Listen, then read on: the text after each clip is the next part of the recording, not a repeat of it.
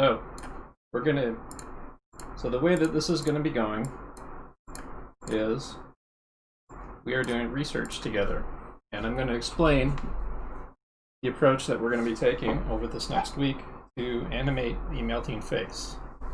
I'll be doing the homework along with the rest of you. I'm gonna show you how to get it started. And I'm gonna show you lots of reference that you can refer to. And I'll be popping in when you guys post homework to give little bits of feedback. I may do like a mini critique class, like somewhere midway through the week or something. So pay attention to that in the Discord. But this will be very fun. Mondays are now going to be my animation class day. I'm transitioning from the head drawing that we've been doing today, doing that. But we'll still get some head drawing stuff in throughout the week. That's always helpful. Anyway, so melting faces. There's a lot of different ways to approach melting faces. There's a lot of reference to look at for inspiration for how to handle melting faces. Some of my favorite melting faces are featured in the decaying, rotting corpses in Tales from the Crypt, the old EC Comics horror series. There's one artist in particular, Al Feldstein, who was like really, really good. He was known for like making basically like, melting people. Like his drawings like look really oozy and stuff. But let's see if I can find it. Al Feldstein Tales.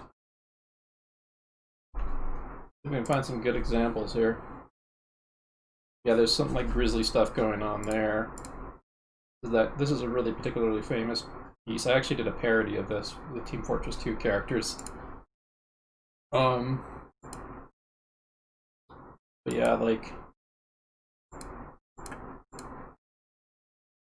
Al Feldstein was known for there's like a little thing with a waxwork thing. There's some particularly really here we go. Jack Davis is also really good at doing like drippy faces too. Let's see if we can find some other good examples in here for fun. I don't know who this is by. This is not an EC comic, but it looks neat. Yeah, Jack Davis has some really cool looking melty folks. Oh, and of course, like the EC horror comics folks were a big influence on one of my big heroes, William Stout, who is known for a lot of things. He actually did a illustration that's on a mural on the San Diego Natural History Museum. But just to familiarize you with William Stout, here he is. I've met him before. When COVID's not on, he's usually really accessible at like Comic-Con and stuff, or various conventions that he goes to. But his art is amazing. He's also an amazing teacher too. Let's see, like there's definite Mobius influence in that image there. But he's an incredibly classy, amazing illustrator. Oh yeah, I forgot he did some Pan's Labyrinth concept art.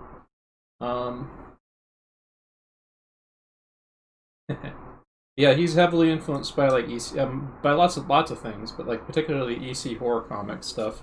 And you can see that in his work on Tarman from Return of the Living Dead. Right here. This guy from Return of the Living Dead. He also did like different that's one of his more famous characters and stuff that he's made.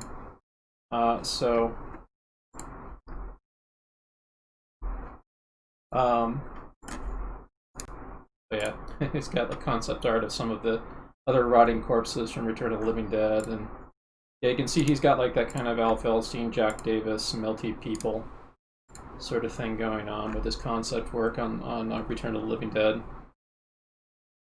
He, of course, he also made like toy design. He also did toy designs for Return of the Living Dead busts and stuff. Oop, there's a titty. Sorry.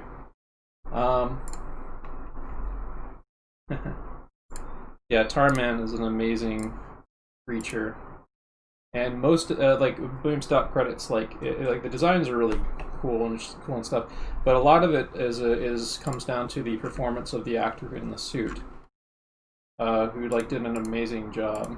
Let's see here, Tarman. let's get some GIFs in here.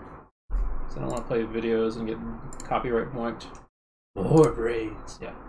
He's Tarman's famous for being the big first zombie that was like craving brains and stuff. But he's like this melty corpse. When he first appears in the film, oh, I don't know what this is. This doesn't look like. That's pretty cool. When he first appears, he's a he's a corpse in a barrel that with a normal looking but like kind of like withered face, and then like when the canister leaks, his face starts melting. I hope I can find a GIF of that, but oh, here it is. We can get a good one. Yeah, his melting face is over the credits for the opening titles for Return of the Living Dead. Sadly, so we won't be able to get good animation reference out of that, but it's happening back there. That fun. So, for other forms of other like sources of reference, you can pull stuff like this, for example, from RoboCop. The RoboCop scene where one of the bad guys gets dunked in toxic waste and his face is melting. Unfortunately, one of the things you won't get out of this is like the process, seeing the stuff animate as it melts, because like the stuff is melting between the cuts and the takes. And there's so what the only thing you'll get out of that is like the only thing you'll get out of that is maybe like some design inspiration for how your guy melts, as opposed to how it moves. So look at that. That's Leland Palmer from Twin Peaks, right there. Very, very disturbed by his cohort. So there's a scene in the film The Beyond. Hopefully this won't get me boinked. But the film The Beyond, the acid spill scene where a daughter witnesses her mother's face being melted off. It's a really pleasant scene. That one's another one to go for. This is of course, from Poltergeist. This one is also about cutting and stuff, but it's more like a face. It's more like a face tearing scene than a face melting scene. But there's aspects to it, like this, like when it starts here, for example, that are good. Good to pull from. And one of the anime references that I'm going to be pointing to actually kind of uses a little bit of that, where like it sort of just starts at the cheek a little bit. Not sure what this is from. I think this is from the film Devil's Reign. This is like a really... I'm not sure what the film... Yeah, this is from Devil's Reign. Film. I think there's like acid rain or something in it. It's pleasant. Claymation animated melting face. A lot of horror things down there. This is a spoof of the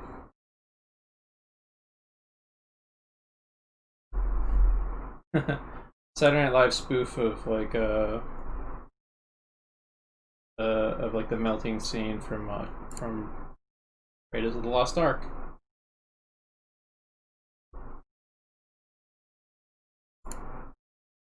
This is a random thing I found that's kind of neat. More psychedelic kind of candle wax melty face.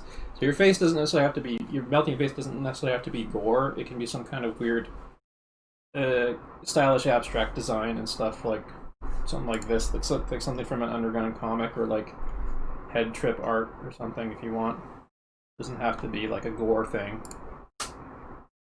With some pretty crude stuff, but there were some fun things in here. This right here, like you don't have to go like super anatomical with your face melt. You can do like kind of stylized things like some of these here. You can go cartoony if you like. I don't know about this though, but you can also make like looping GIFs and stuff. I want stuff that shows off a good sense of physics. Like this shows off a pretty good sense of physics. It's not the greatest, but it's a nice little stylistic looking GIF that grabs the eye.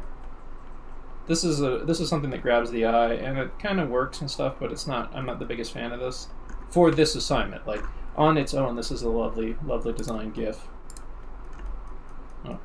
Oh, this is, but there's some nice animation there. Yeah, some of these get really abstract. Like, one's getting really abstract, which is cool. If you want to do that, you can do that. But for the purposes of the assignment, if you want to get something out of it, like you want to go for the gushy, playing with physics kind of approach to melting, like this is amazing right here. Like this is freaking rad. Like I would love people to kind of get something like this out of doing this. Really cool. You can also like. I'm interested in GIFs like this. This is like more kind of free flow. We might go into stuff like this in the future, but if you want to freestyle strange things like this or this, because there's a face melt happening in this, but there's a lot of other crazy shit happening in it too. If you really feel like you want to freestyle it like this, you can do it. But let's see here. Yeah, some of these are getting into more abstracty territory. When the purposes of this, like, I mean, you can go like the abstracty style stuff if you want, but I would personally like prefer people to kind of keep stuff in the ballpark of like stuff that makes physical sense a little bit more. This is a different kind of face melt right here. I just wanted to do these just for fun because these might give some interesting ideas of how to distort the face. These are, of course, glitched GIFs.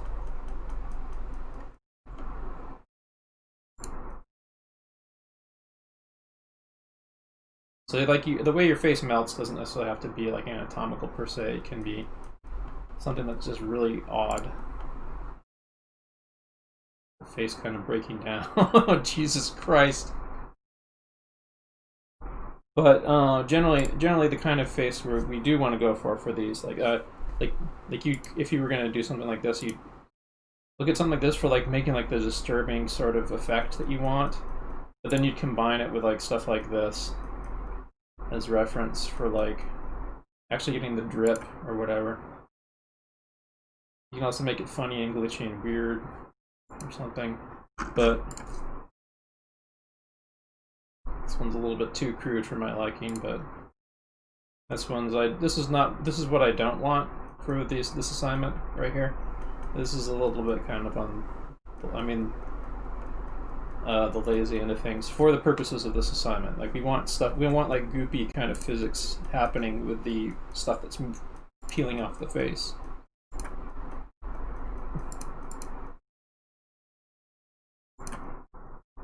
It's like stuff more like this.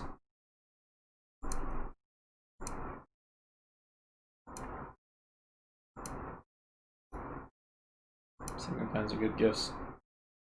A little eyeball fall there.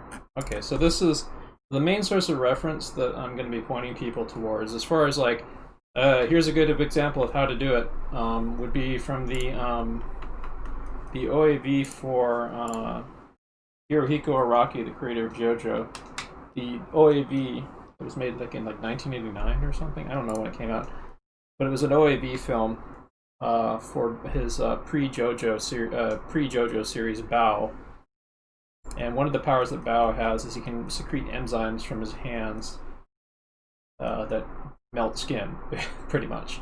So this is a very, very Raiders of the Lost Ark face melt right here, but it's like handled in a way that makes sense for anime. If you notice, they instead of like blood and stuff, they kind of melted the face sort of like candle wax, and not having any kind of like red blood gore that's kind of in there. And just simplifying it to one single color and makes it a lot easier to kind of handle it. And I really like this shot because there's this great sense of physical goopiness to what's going on here.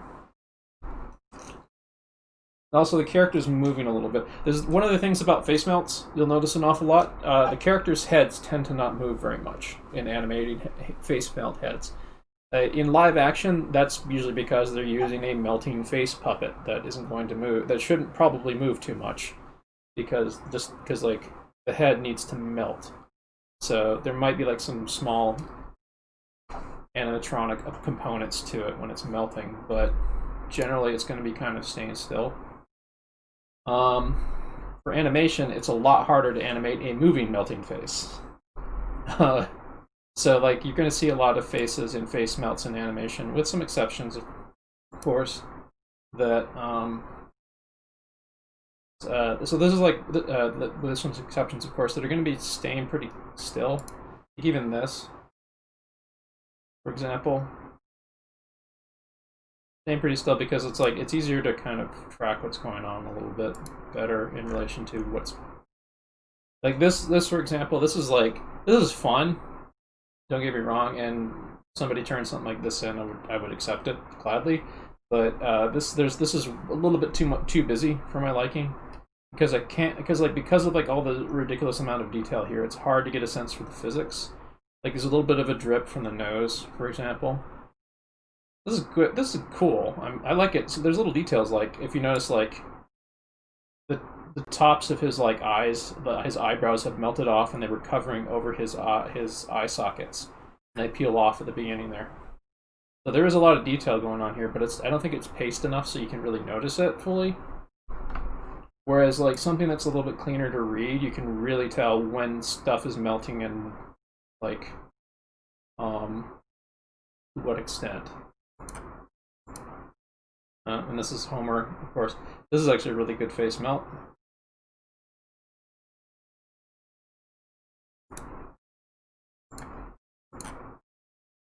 Unfortunately, it's kind of squish. Homer face.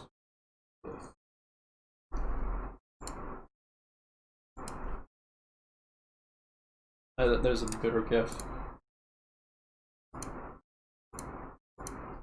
I think this is like from Lisa or something, being an environmentalist or some shit. Realizing her dad getting melted. Yeah. Let's see here. Oh yeah, here's Junji Ito. Junji Ito has like a whole bunch of stuff about melting people in his comics that are good to refer to. The eyes kind of look like tits. Just kind of goofy, but grotesque at the same time. I always like it when Junji Ito's stuff like verges on like somewhere between comedy and abject horror, like the absurd and the. There's a bunch of abstract art that I found that is neat for bits of inspiration for like meltiness. No, not that one. Yeah.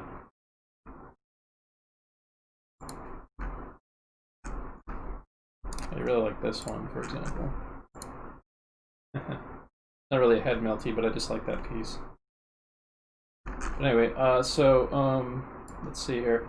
So a really nice head melting scene, which actually does like a little kind of a older guys callback a little bit, is this scene from the horror anime Another.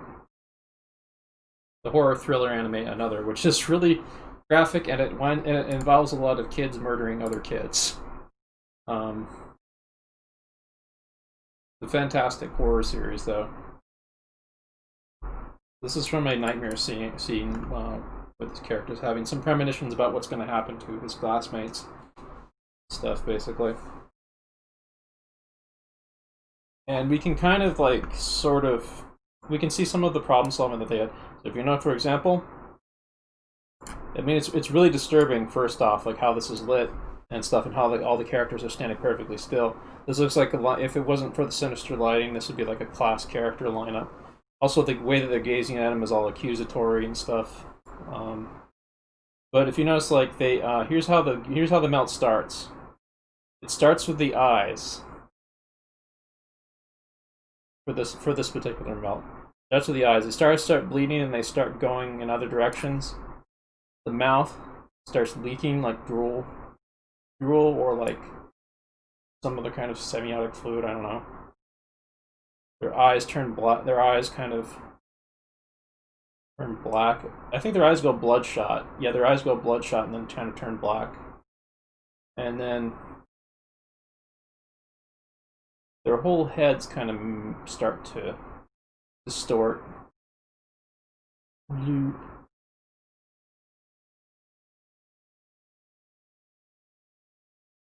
but we get a cutaway before it like goes too far. So it's like just at the start. And all the characters, like if you notice, like the way the melt is happening, it's mainly it's turning their faces into kind of like a raven skull shape, like with the nostrils right there. See. So that's the particular design choice they made for it. And you notice like their hair is kind of just like distorting. Their bodies are starting to distort a bit too. Same thing here, except like when it cuts over to this, like the character's eyes are already like part way through distorting and stuff, and then same thing. So the way it seems to happen is it seems to be like a phase where like the drip happens. The drip happens when the drip finishes, then the whole face starts. In this case, like look at that, like this character in the foreground here, his flesh melts over his eyes. Reaction, and of course, like instead of melting the whole body, we just get a corner of just like bloop bloop bloop bloop bloop. It runs out here, antagonist, and then we get this very kind of like poltergeist, the poltergeist scene where the character's like the character looking in the mirror, who's like tearing off his melting face. In the hallucination scene in Poltergeist, tears off like one chunk of it and stuff. In this case, he just kind of touched his face, and then it kind of fell off. Like one eye, I think back here is kind of going bloodshot. Touches his face. It's also like when that chunk falls off. Cut away here. It looks like it's spattered on his blood, spattered on his shirt. Spattered over there too. And his eyes drop out. His eyes drop out. No, drop back. His eyes drop back. So one way to handle these, you can either do like you can either have the eyes drop out of the skull, or you can have the eyes like disintegrate, or you can have the eyes sink back into the skull, which I think is a little bit of a simpler way of handling it. Kind of does an Edward Monk the Scream. Ooh, I think in this anime there was a earlier in the show there was a character who was doing a version of the Scream in like painting class. So this moment right here, this pose, is like a callback to that, I think. Just for a moment. His mouth is distorted like Edward Monk's the Scream.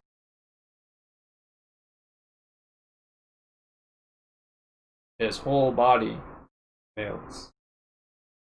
Whereas for art, you can maybe try anime if you feel confident about doing it. You can try animating the whole body, but maybe concentrate on, for the purposes of this assignment, just concentrate on the face. This assignment is a big exercise in in-betweening. So you notice there's a lot of smooth in-betweening going on here.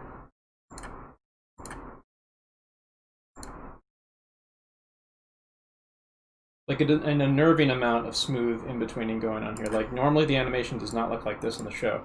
So when it's like this, it really sticks out.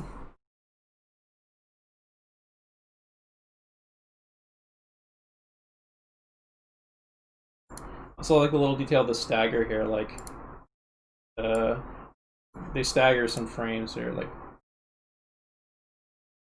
da-da-da. Real quick before his eye sinks out.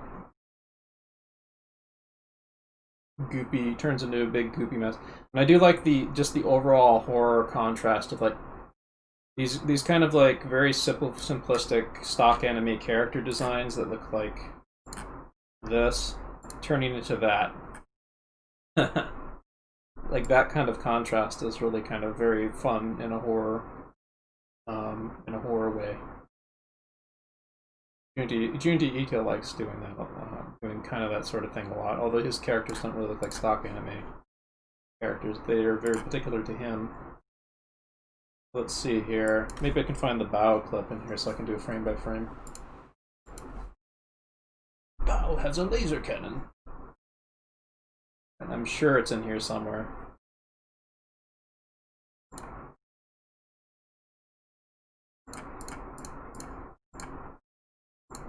if we get lucky with this again.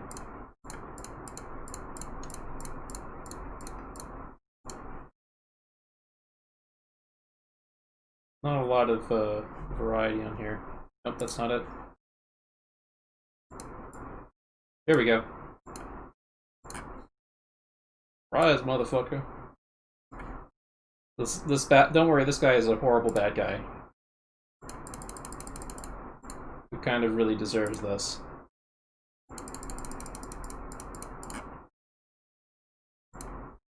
Alrighty, so after some thrashing, he gets stuck in place for the head melt. And here it comes, frame by frame. So we see for this, like, there's initially a startup of, like, the steaming of the hands, of the enzymes doing their work. A little bit of kind of like these little blisters sort of blistering on the skin, forming a bit. And then the features start sagging. Starting with the cheeks, actually. Do that. And the nose kind of droops. Then there's this big loop of the chin, the brow, especially the chin. You notice the eyes are kind of staying in the same spot here. It makes this really funnier too. Funnier and more grotesque. And the teeth kind of are like hanging around like dentures here. So you can maybe take the dentures approach like this. Here. These are very, very simplified, very easy to read, easy to see shapes underlying this going on, under which like over which like a bunch of like pretty simplified shapes that you can kind of read the emotion of for the melt is happening. I think that's all that happens there. It blows them up. Okay. That one's looking like a decrepit high school principal to me for some reason.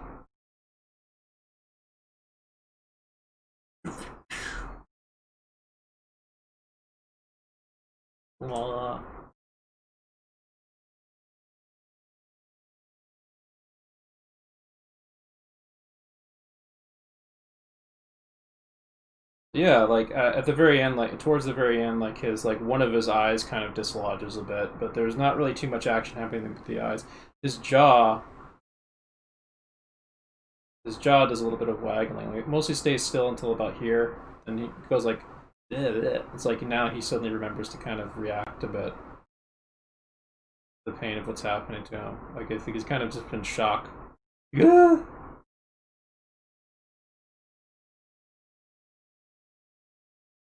Body's just in shock, pretty much.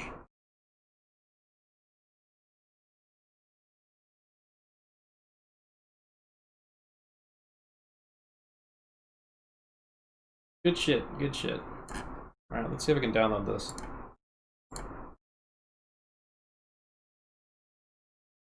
Maybe download the other clip too. Oops.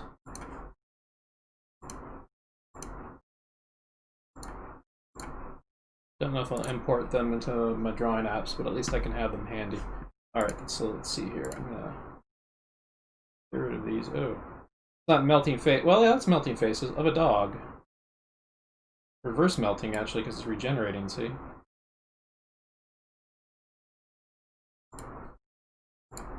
So, you see, like, it isn't just about things being destroyed, it's also about things about face melting, and just melting stuff in general, really.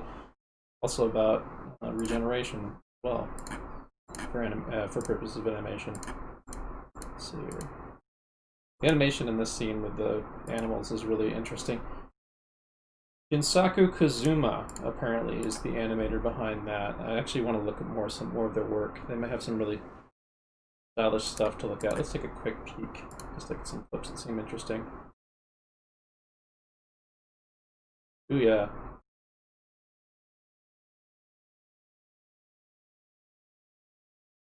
That's someone I want to look into more. So, get rid of some of these. I don't need the rest of these. I don't think there's... yeah, there's another bow melt face somewhere in here. Maybe we can take a look at that one real quick before we get into the demo. if we can find it first, not here. Concept art.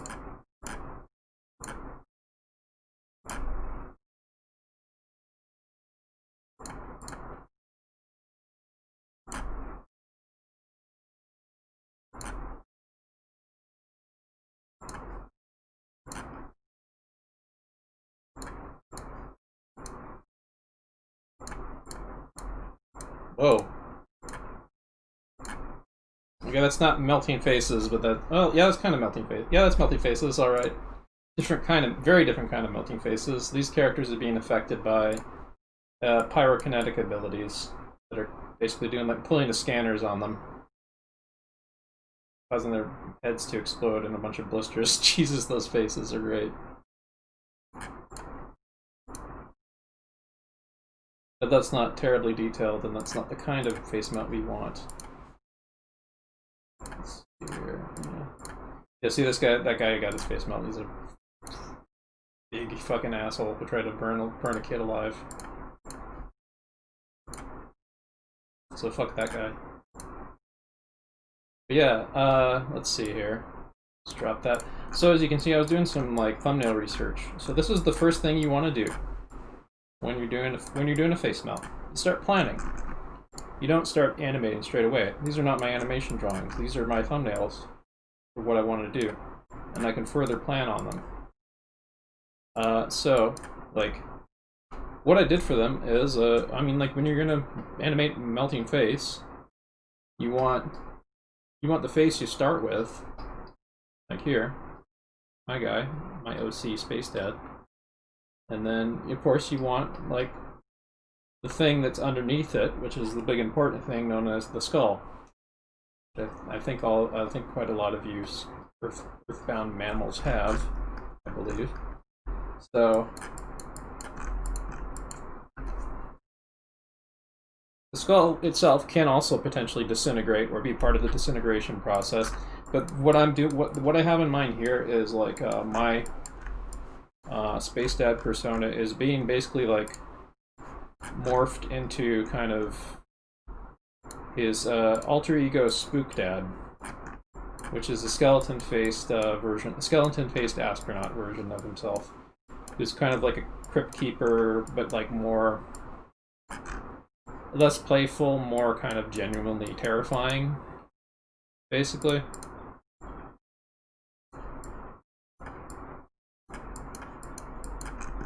Yeah, like here, let's see.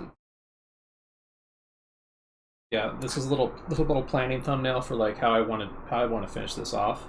So we might be working on these shots for like the next couple weeks.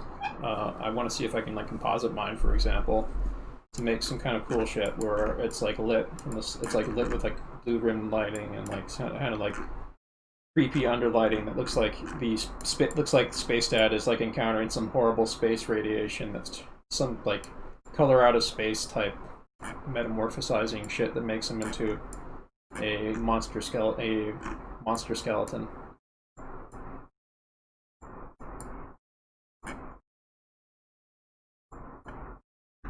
So I didn't animate like the full sequence. So, like where this would end up is like Spacedad would be basically like a full skull, but for this, at least this far,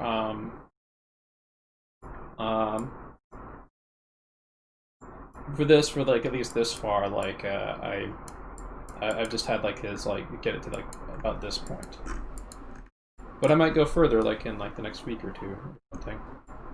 But anyway, so like what you do with your thumbnails is like that just gives you a point of reference to start from, and you can maybe do like more planning more thinking about what you're going to do. Like for example, from the research that we've done, I'm going to make some notes. Real quick. Let's see if I can pick like orange. Orange would be like a good color code for the notes that I took. So one of the things that I noticed that I kind of liked was like, that kind of starts like at the cheeks a bit, you know?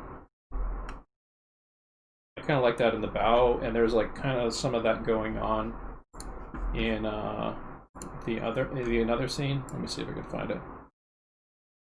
But the another scene actually started with the eyes. I think if it started with the eyes on mine, it would be way less goofy and way more disturbing. I want mine to be kind of goofy. Like, still disturbing, but I want it to be kind of funny. And I think that the eyes drooping out of the skull is funny. It's also more difficult to animate.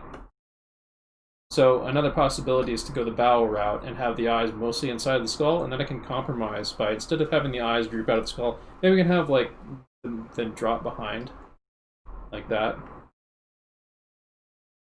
Or maybe I can just like have like, maybe we can do a compromise, like one eye drops out of the skull, one eye drops back into the skull.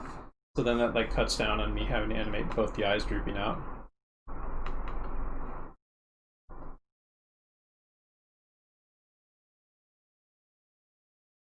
The other thing is that because the eyes are drooping out, that also means that like the entity that he's turning into, the Spacedad skeleton creature, kind of starts off feeling like he's looking derpy. So I might not want to have the eyes droop and drip out of the skull, instead of like having them maybe like kind of fall back in there and then maybe like turn into little points of light or something.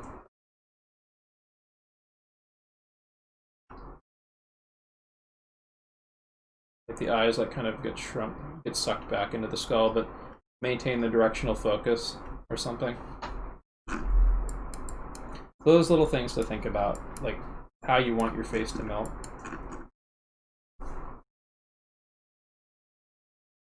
I did like the idea of like the melt being a different color than the skin tone from the bow thing, so that, but because of the lighting, the extreme lighting that I'm using here, that probably might not come into play.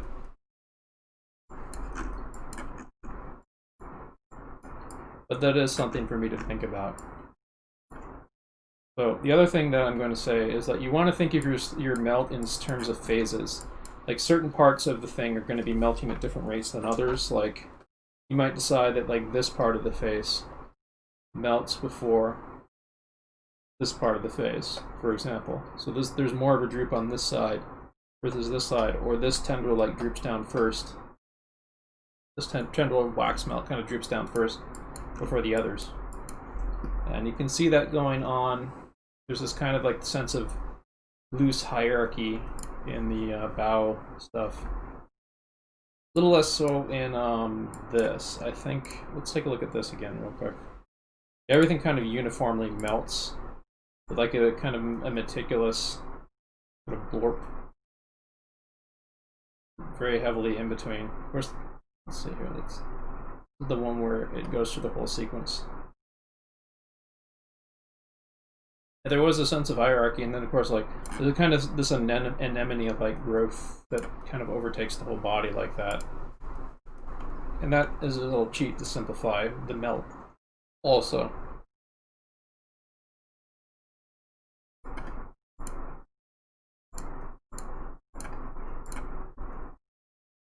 But anyway, this is going to be my main point of reference here. I'm going to take another good look at this, the bow face melt scene.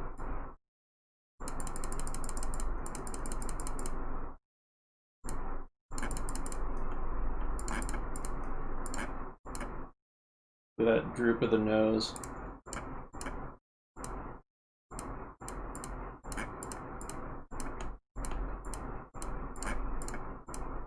So I made notes on mine and stuff, but like looking at this, I kind of feel like I would want to like use this as my main point of reference, and then just sort of like do my own version of it while I'm going frame by frame on this. Like I can use the same, for example, like the nose, for example. I can use what's going on here with it in my own thing. I can decide on like, I can use like the same timing that this scene has for this little assignment to kind of simplify things, because this is an exercise for us. Like we're doing this to kind of understand this stuff. So you can stick to something like this. I'm gonna do my own version of it. Like I can see like the things going on like with like the hierarchy of the melt. But I'm gonna basically like do my own version of this, and I'll make little modifications like that thing I was talking about. Like, well, you see the eye kind of drooping out at the end here. I might make it the eyes droop out before then or something, or one eye be sucked back in. One thing that I don't like that it doesn't have that I want to get out of mine is I want it to melt down to a bare skull. Another thing I like is look at the little chunks of hair right there.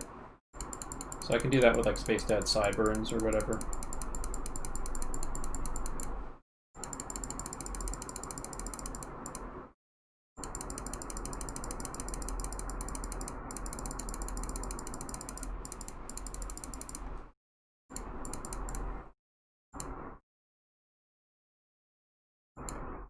What makes this work especially well is like the peel of the melt. Like the way that stuff kind of peels off, like look at the way the nose kind of peels off right there. Bloop, like the strands of bloopiness there.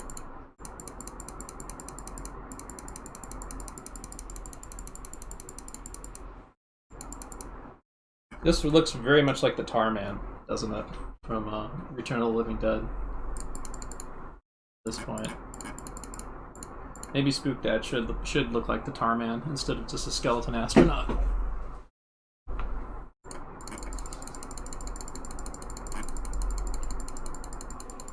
But yeah, I'm going to open up Toon Boom Harmony very shortly, and I'm going to get started on this. I'm going to be using the base head that I made.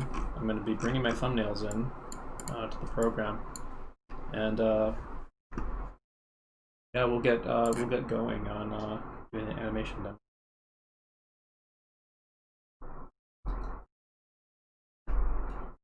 Let me see if I can put on some royalty-free dark synth.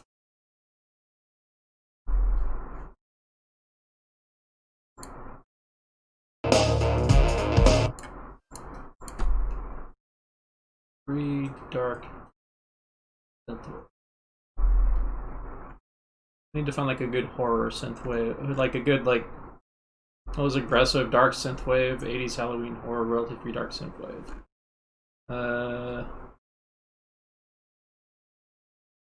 Gosh darn it.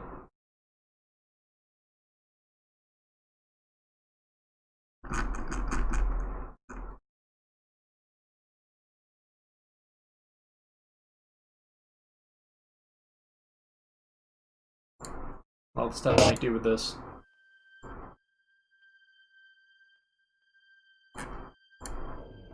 Alright, so let's see here. LT.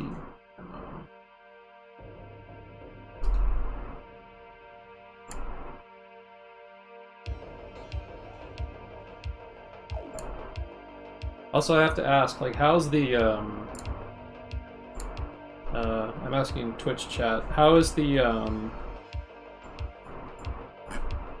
visibility of, the size of my screen, where, like, my drawing space is?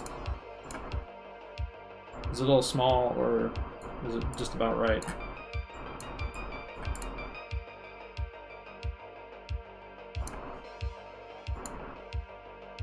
A little small?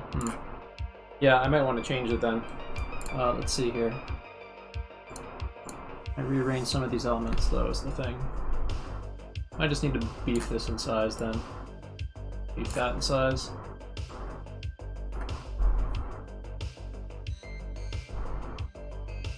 Make this big. I'm just trying to make something that works with like the backdrop I have, you know?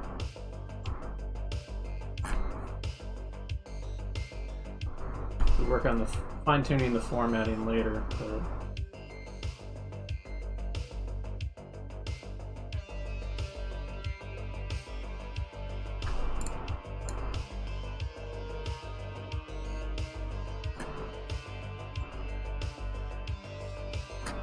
okay. Well, we're in the class now, so maybe I should just beef this up really big.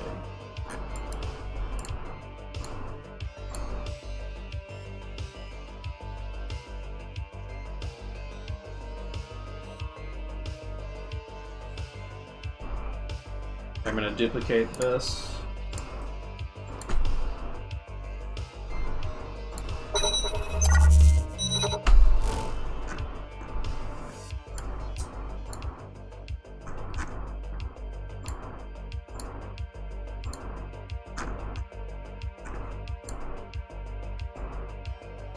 I'll just beef this in size.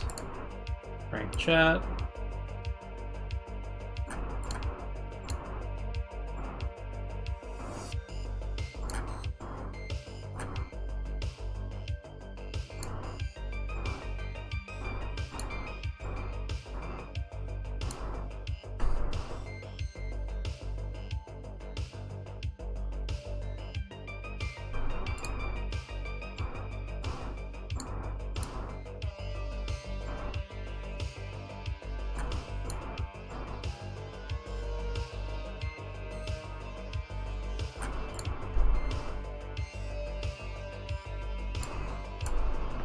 What is the software that I use for animation? Tube and Harmony. It is not free.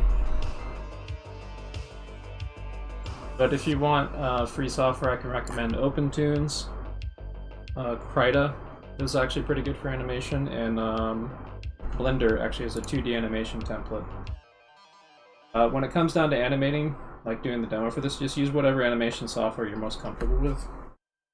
It's about what you draw, it's not about the program you use for this. So, I'm going to import a reference image here.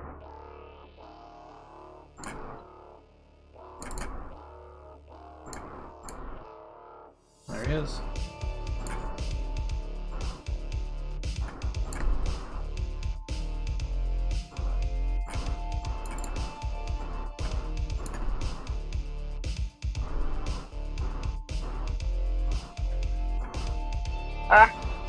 Hey boys. My friend invited me to this place. Let me tell you. I've got a deafen right now. I can't. Okay, so.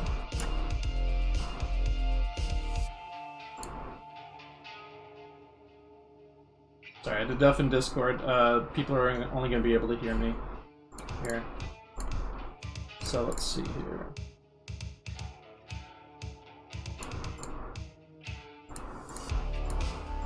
Don't worry, I'll undeafen during the times when I'm gonna take Q&A and so on.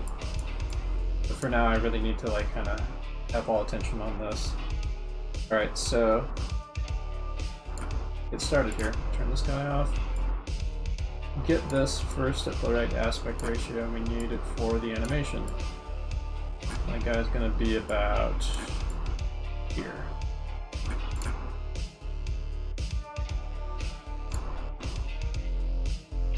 Actually gonna beef this in size because then I can always resize it and stuff, but I want it to be good size for the brush strokes I'm going for. Alright, so next.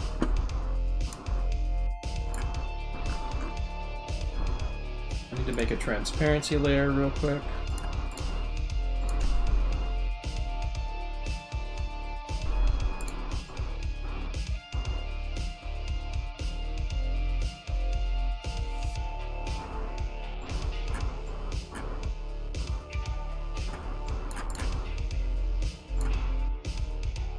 Weird how it's all gray like that, but anyway. Hang on, I'm gonna get rid of something real quick. Let's see here. Get rid of the NVIDIA overlay that's kind of bugging me at the moment. Let's see, HUD layout off. There we go.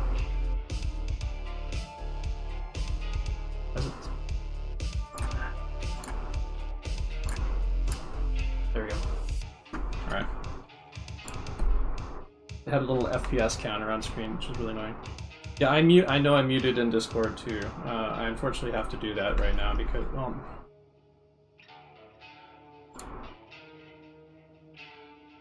Otherwise I'm gonna get talked back right now.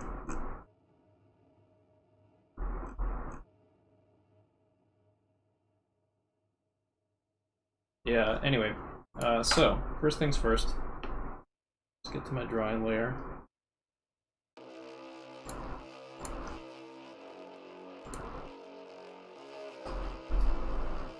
And I'll do like kind of a rough in. Let's see here.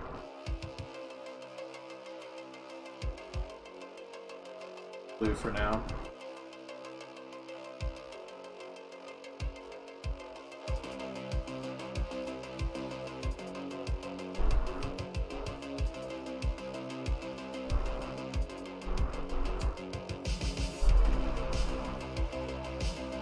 So I just kind of need like a rough starter head right now, based on my concept art for this.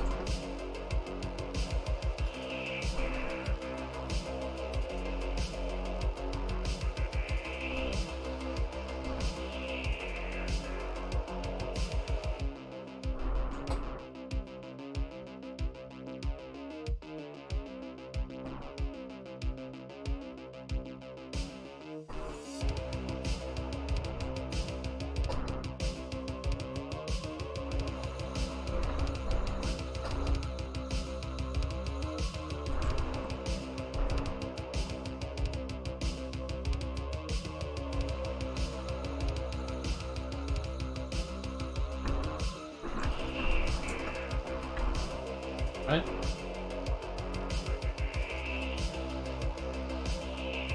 Try to establish the eyes a little bit. The eyes are pretty wide open right here. I want to make sure that I have a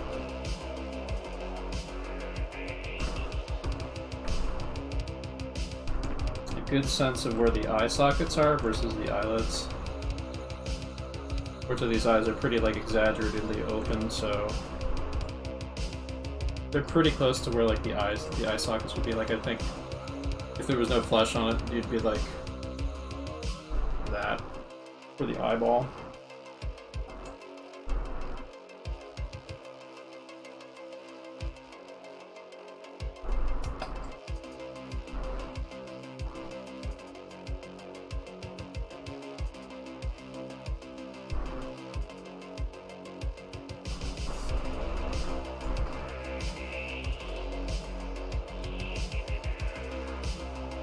So this is just a rough, so it's not necessarily going to be on model too. I'm going to draw Spacedad for the final version of this. I just want something that I can work with for now.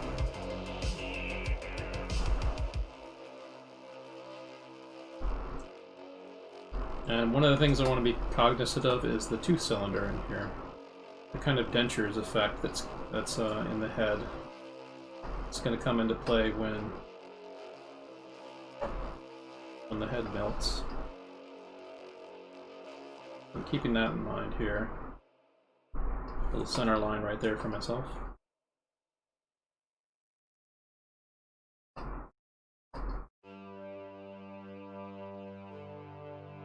Tongue and back of the mouth, back of the throat, back in there.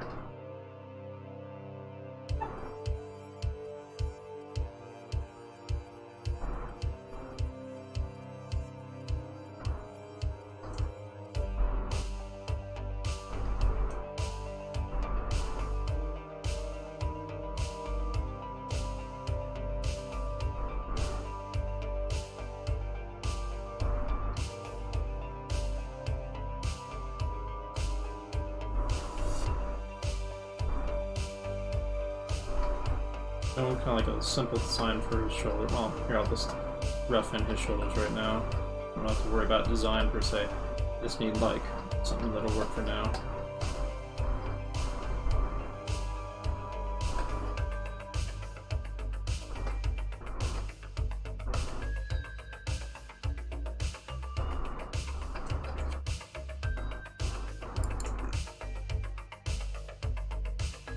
So now that I got the head, the starting head established, next thing I want to do is I want to take a crack at doing the skull. So, let's see here. Should have gotten a clean shot of the skull, but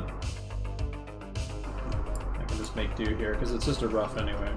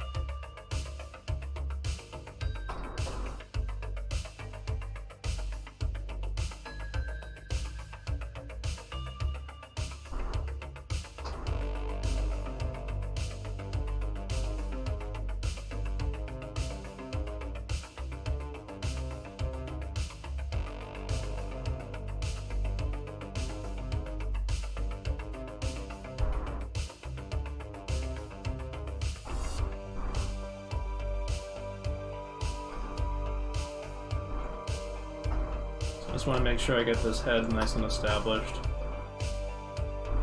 even if it's just in roughs.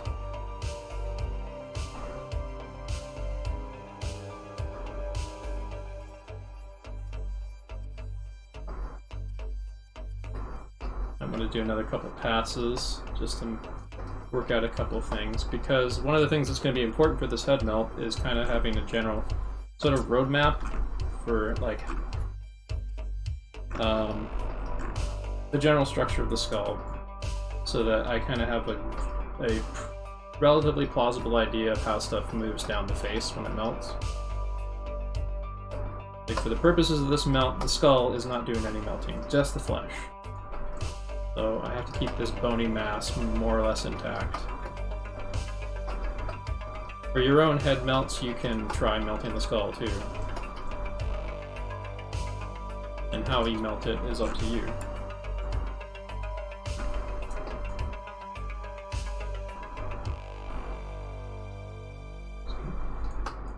Simplify that. That's not really quite how the jaw connects there, but just trying to get this in here.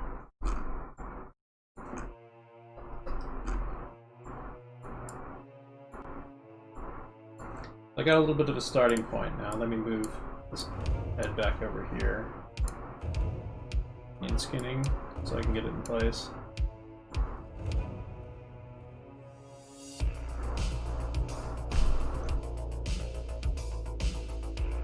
So,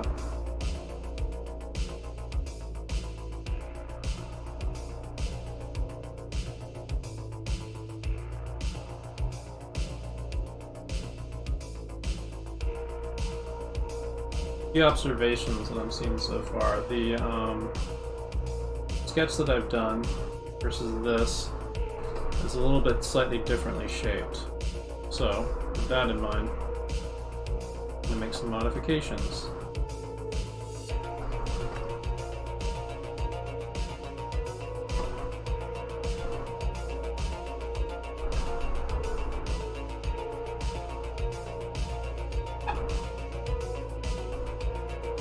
So the brow is the one area that I'm probably going to leave a little bit, kind of push beyond a bit what the initial, what the undersketch was. But like, let's see here. Yeah, the 2-cylinder is quite a bit different on the skull version. Good proportions and stuff. Let's see what happens if I modify it though. Be more like the undersketch.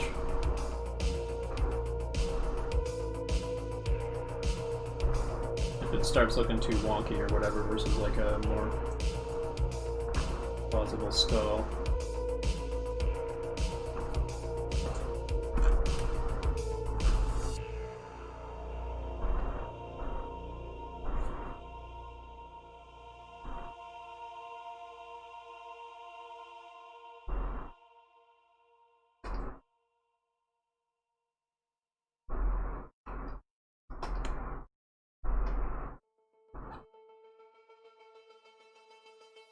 I'm leaving those eyeballs in there just so I can kind of visualize the head a little better, just for now.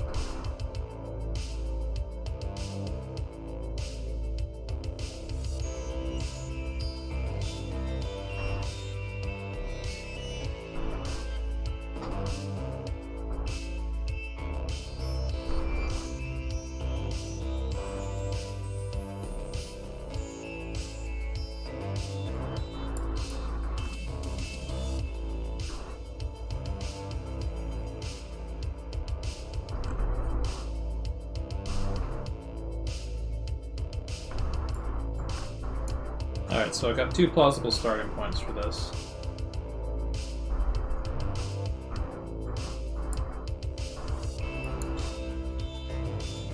what I need out of this now is I need to maybe make a new layer, a new drawing layer.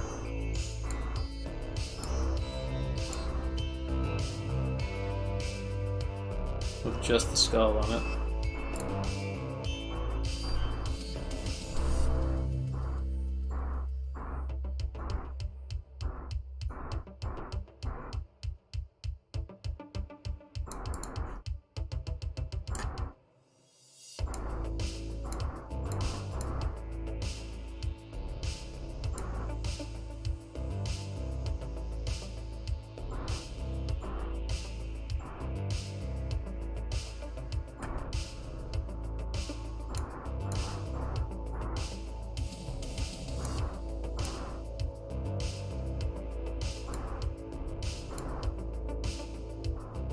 Alright, let's see here. Let's color code this, maybe something that's different than the onion skinning. Make it. Let's go with green. Alright. Orange will do.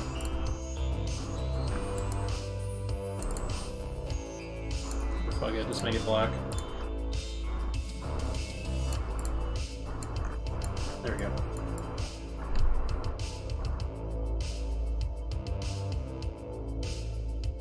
Alright, I think that works for starting point here.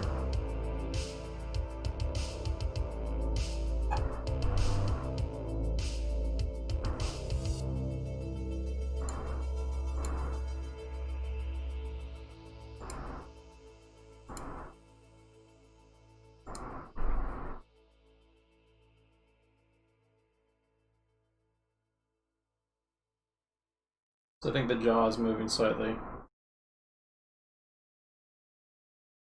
I may want to lock that in place for this.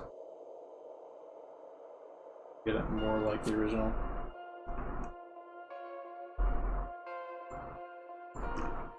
But in any case, I'm going to start planning for this. So, now that we've gotten this established,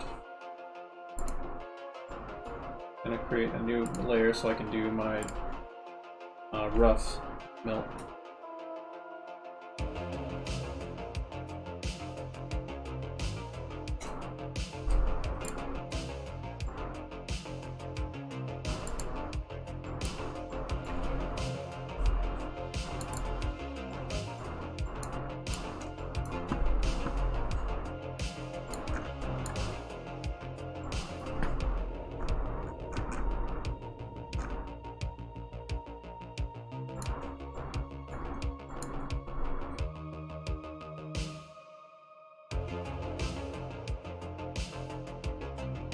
I'm not going to worry about the neck for now. It's just going to be about the head. So let's see here. I'm going to bring out my bow reference. I'm going to be following it a little bit. Let's see here. Here's this melty face dude. Let's maybe for the purposes of this, let's flip my animation the other way around. And of course I can flip it around back the other way when I'm done with it.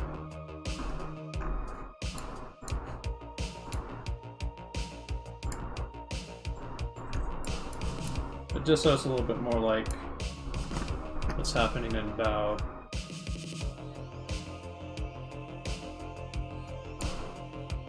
Alright, so let's make sure to pin that.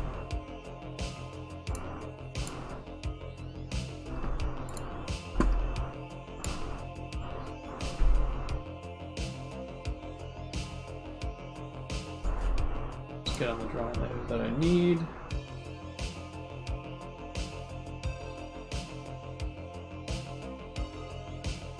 So, I'm going to pinpoint like what the first major change is for like my first key, or where I want to start with the melt.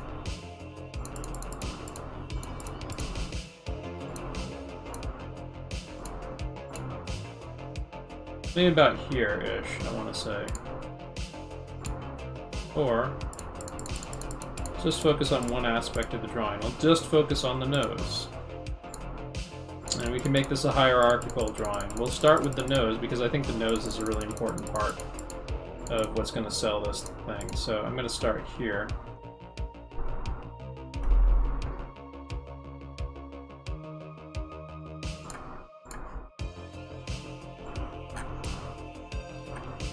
Let's grab the right color.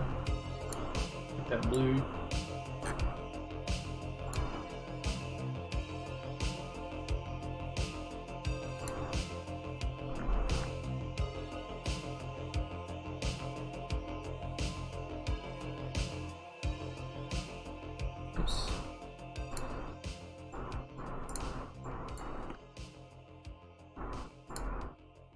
Just gotta make sure this is in the right layer order. Okay, there we go. Alright, so my reference, I'm gonna try to get like that kind of drooping nose that's going on here. I keep it nice and rough and loose. I'm gonna do my version of Spacedad's nose drooping down right here with that kind of elastic pull going on.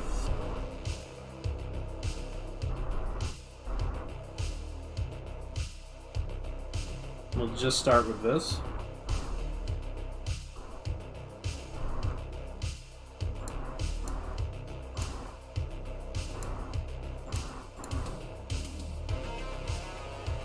Maybe we'll add what happens a few more frames down the line here too.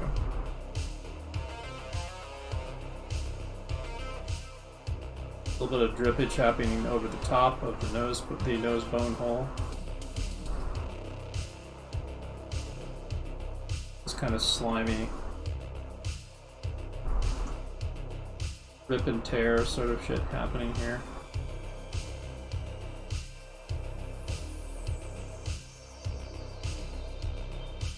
I want to try to maintain like the mass, the same mass as the melting mass that came before. It's just getting stretched out, so like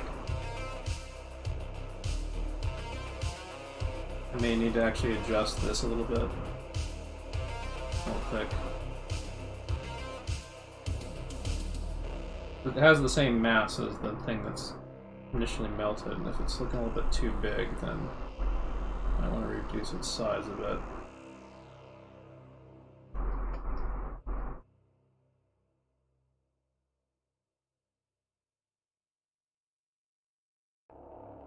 Let's see how many frames that was. This animation is on 2s, I believe, so... yeah.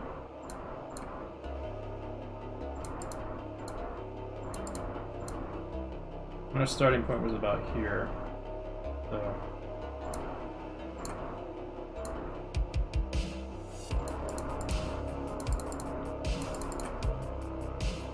There's about 3 more drawings I need in order to complete that little bit there. Let's make a little midpoint.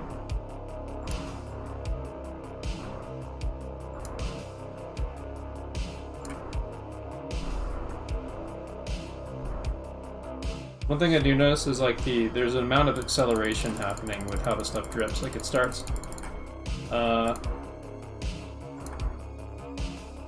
a little slower, then accelerates a little bit as it warps out more.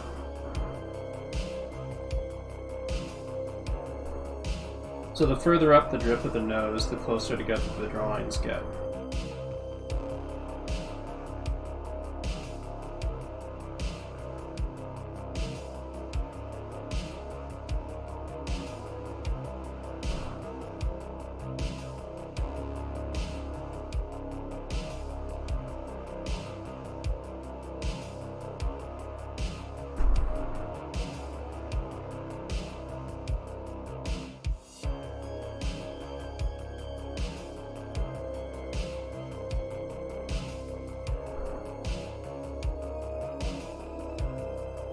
Might be a little bit far down where it needs to be. Bring it back up a bit.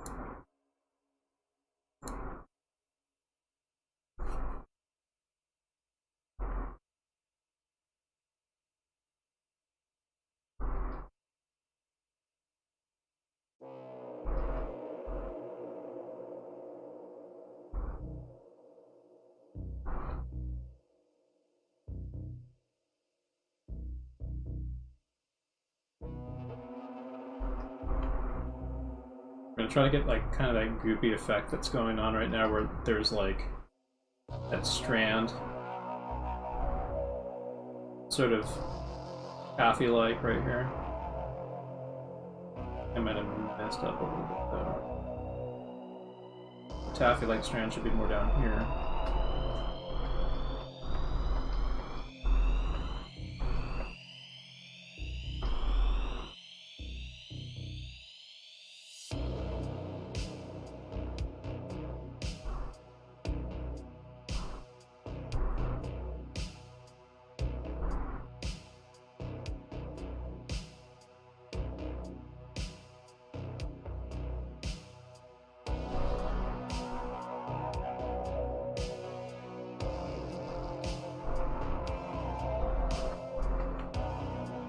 Down more, I think.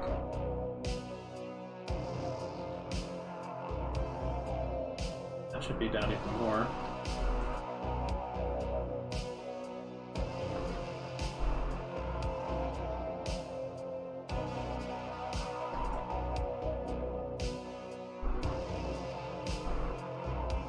Try to stick to the nose bridge a little better.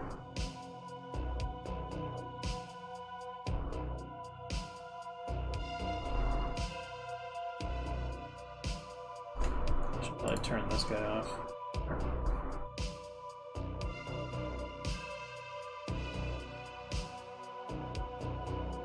Alright, so I got those initial frames right there. They're not in the right timing, but they're feeling pretty good, so I'm pretty confident that that's going to be good on 2s. Let's put those on 2s real quick. I think one of them should probably be on the 3. Depending on the acceleration. At least one of them. 2, 3.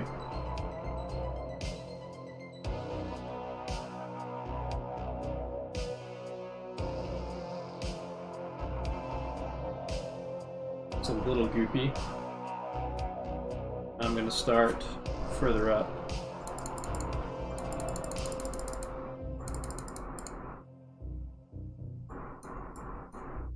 Go with a starting point nose right here.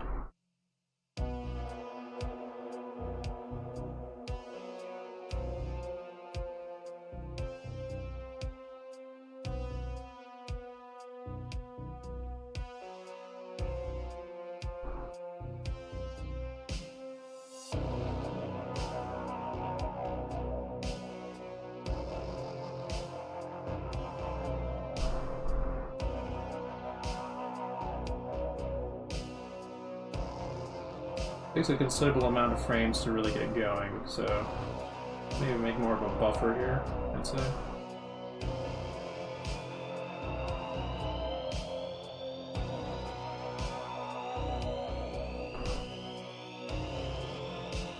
Then about here is where like Spacedad's nose can droop down, or like this.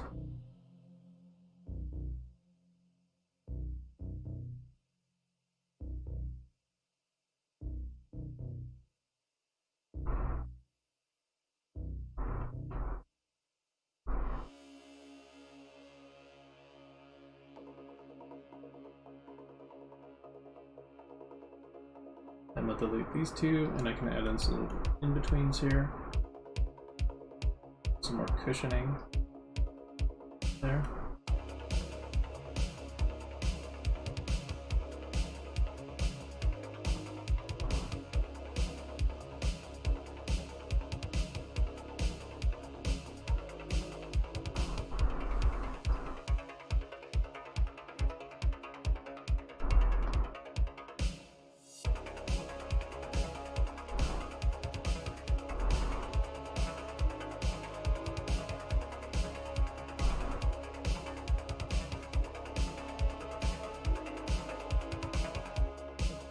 More of a progressive droop. Those there.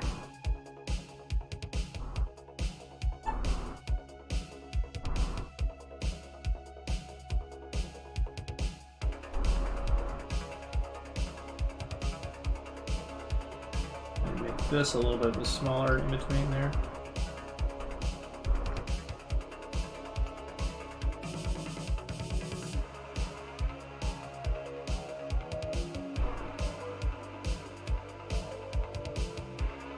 Now we gotta take care of this stuff in between here, which is, I think, is a considerable number of frames itself. 2, 3, 4. Roughly about 5 drawings I need in there, let's say.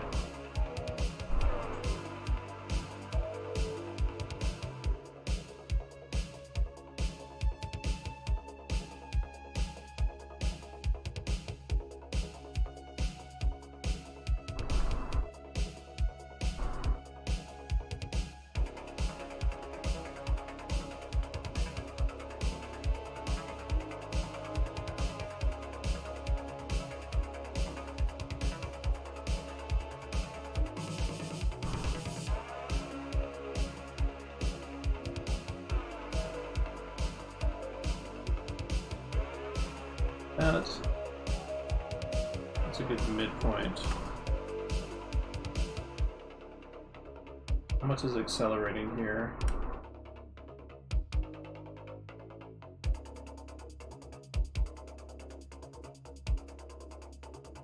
What I'm paying attention to is the distance between the different in-betweens in here. To see how the thing's accelerating. I'm going to adjust the timing of the melt accordingly. It's not going to be exact to the thing I'm referencing here. Nor should it be. Like, the reference I'm using is like a starting point and a suggestion for this exercise.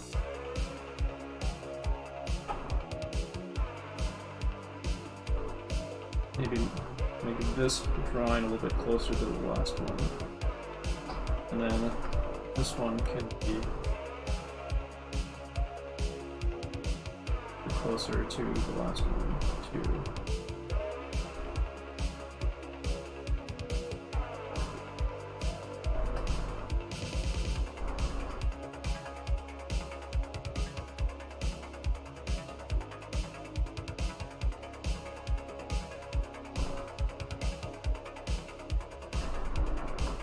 Wonky there. Get tethered to the nose up there.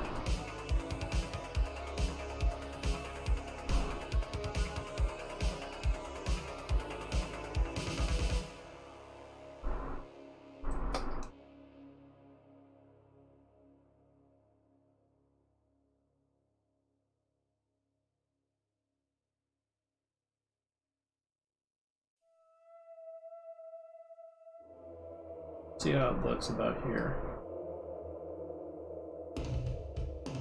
A little bit fast.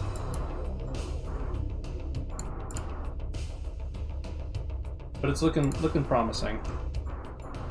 So maybe add one more frame here. Put these on both on 3s.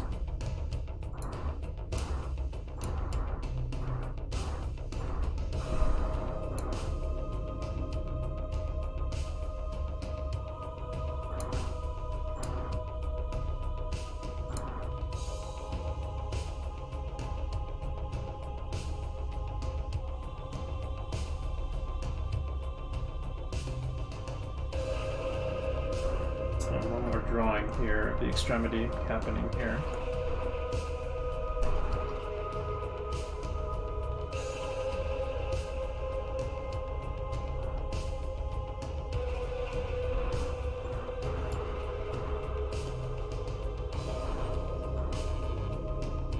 And the reference, eventually the nose just kind of withers away completely. I should probably do that.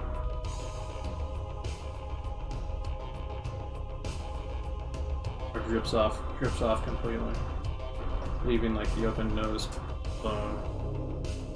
Take a look at how they handle it. Sakuga reference.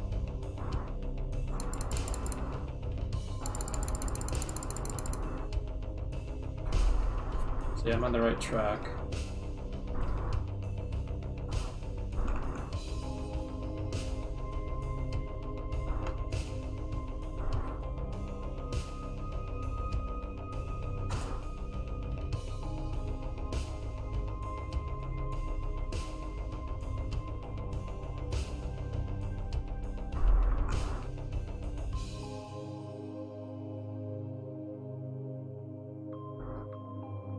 At this point, it's starting to look like a really long booger. It's kind of dripping off to the side here. It is actually like kind of following over the front of the form of the face, which is kind of interesting to me.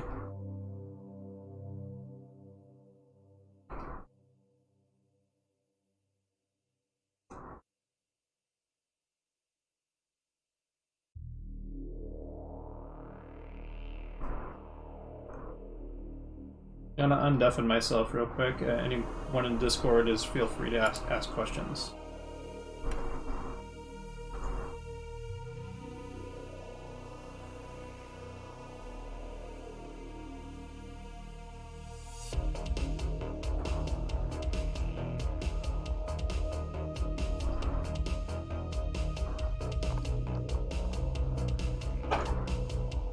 What is the best way to maintain both randomization and mass?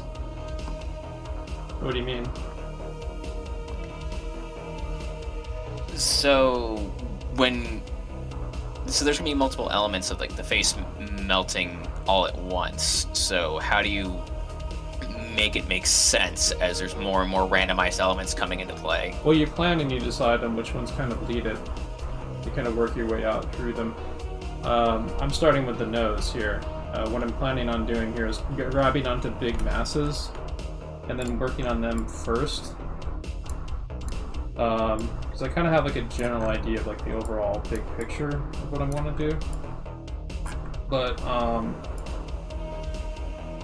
do have a point of reference in this, which also has like some hierarchies of stuff and a kind of a cheat sheet for helping me make decisions about like the hierarchies for how things melt. Like for example, this thing starts leading with the cheeks and the nose.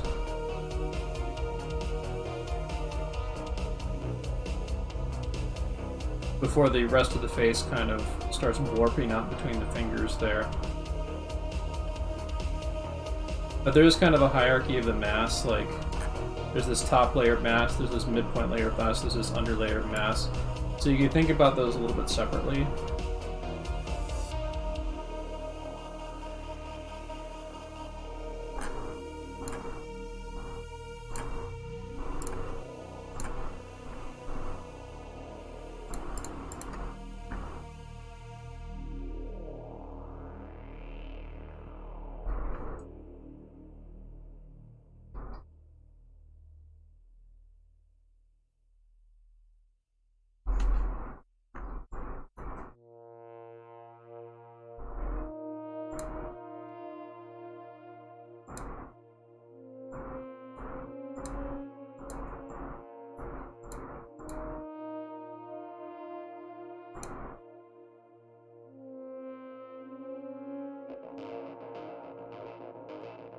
That's pretty good. I think I'm gonna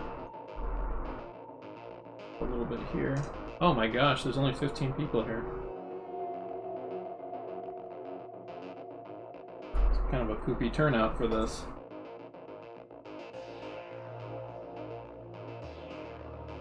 Oh well. People can watch it later and pick up on the homework, but I hope we get more participants in this, because this will be a really fun class to do. To do the homework for. I'm gonna erase some of this.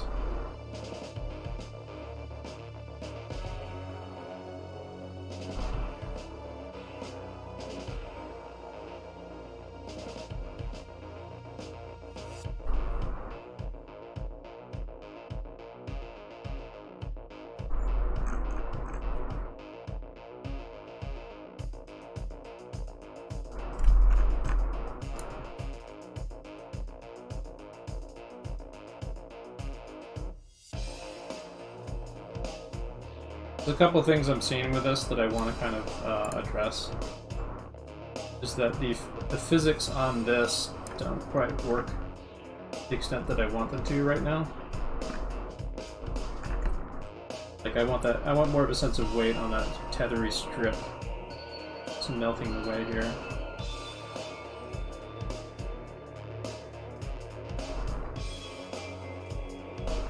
So to that end, I'm going to go back through and adjust my liking.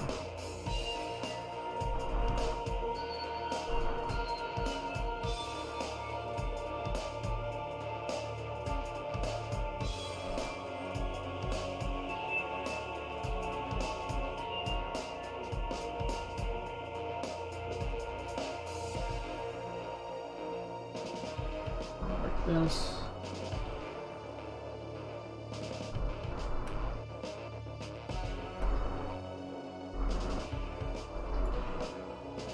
As I get more warmed up in this, another thing you're going to see me doing is this approach to animation called straight ahead,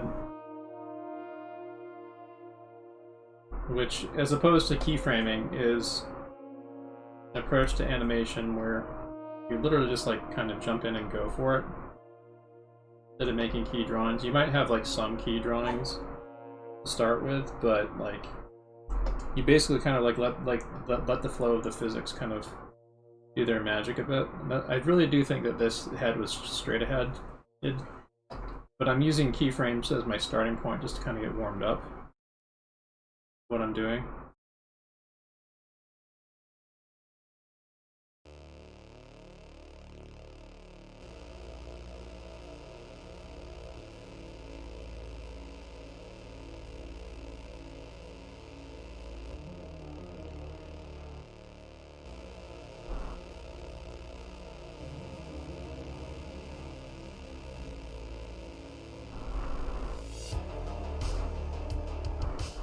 Right now I'm just kind of like flipping through these, looking for opportunities to kind of like feel out the motion a little better.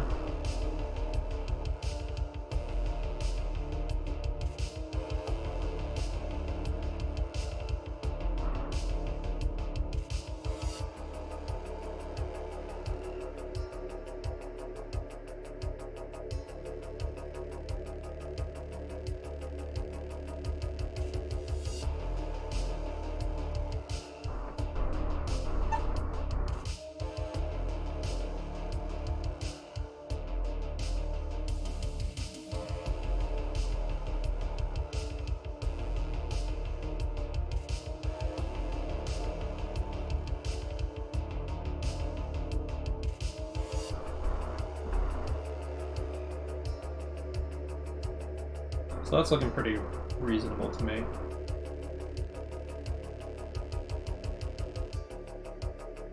Alright, the next thing I'm going to work on is the cheeks, and I'm going to use the timing that I just established for this. Let me do it. First, I'm going to add some more frames on the end here for my endpoint. A little bit.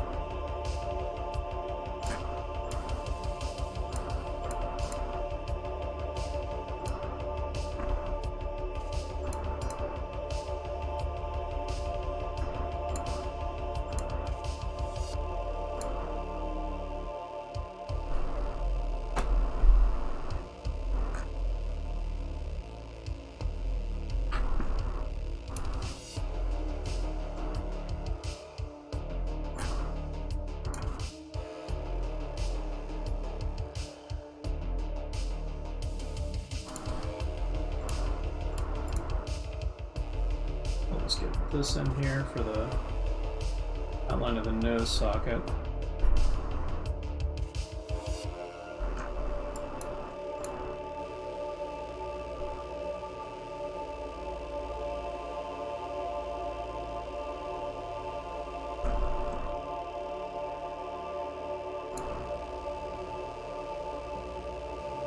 I'll make a new layer. Whoops.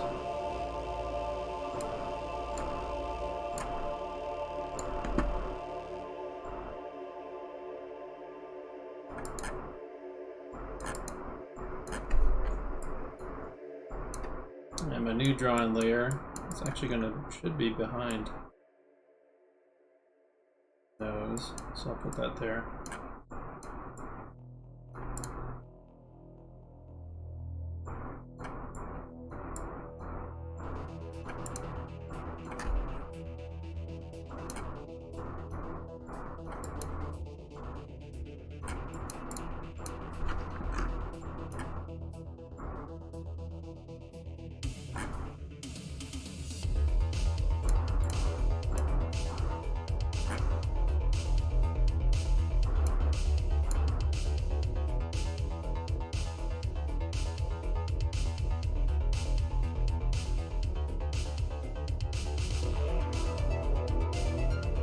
There we go. It's looking pretty good. So, get started on this. I'll color code the new layer I'm making. Let's see here.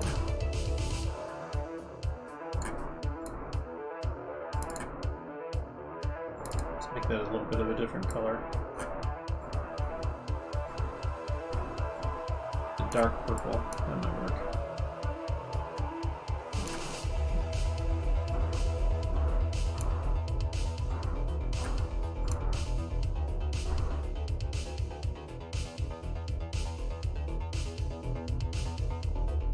So the next thing I want to handle is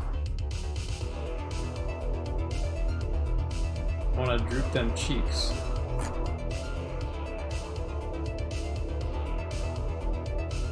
I may want to start drooping them cheeks before the nose does anything. Maybe about like here, I want to say.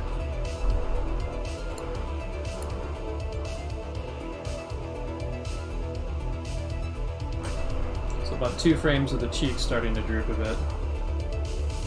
Let's get them really drooping. Or 2 drawings of the cheeks starting to droop a bit.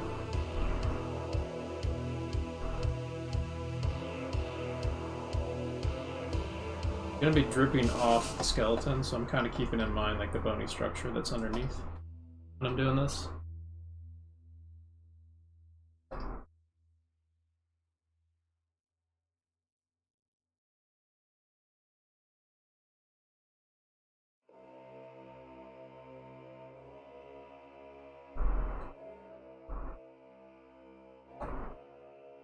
Omit those details.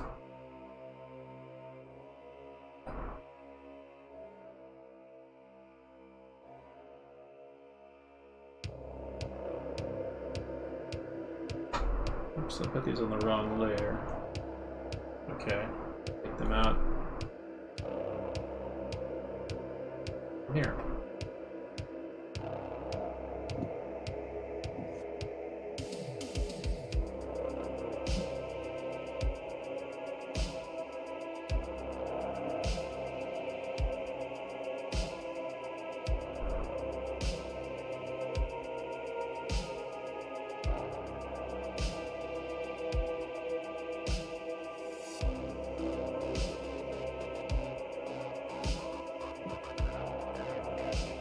Ooh, okay, there we go.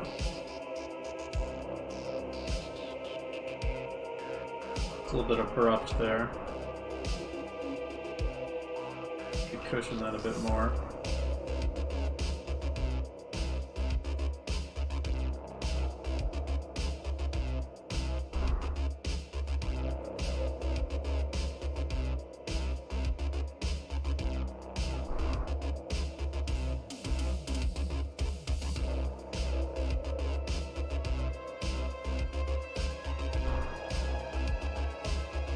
Putting these on 3s might also help a bit.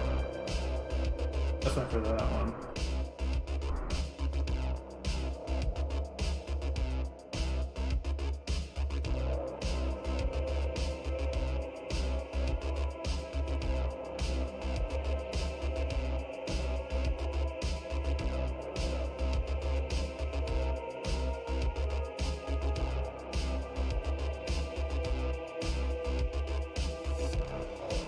Gonna kind of freestyle this a bit.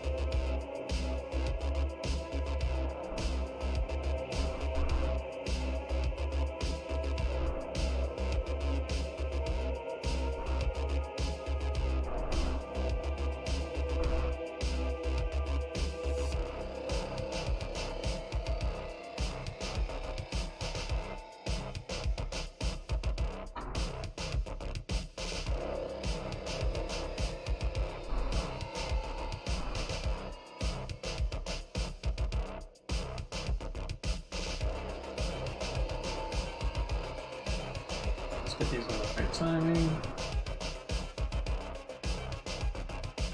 Happening way too fast, so.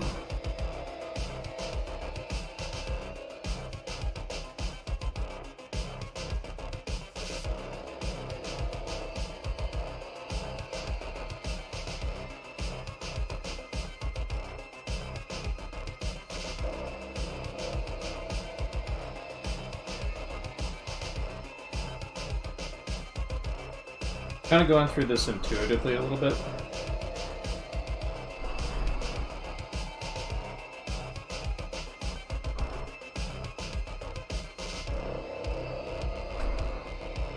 Working my way back through if I feel I need some more cushioning or something. Of course, the timing of the melt is a little bit off in its various components.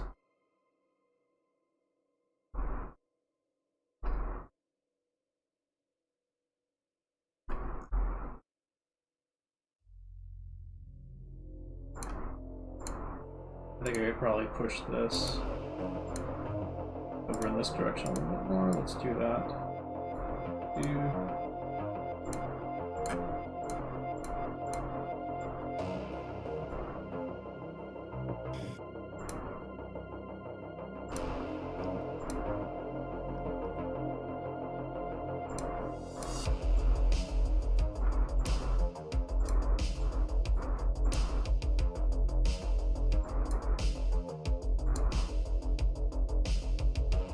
Looking better.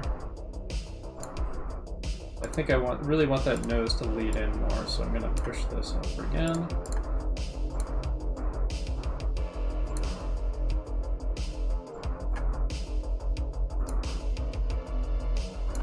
I think it'll look a little bit too synchronous now. Push that back.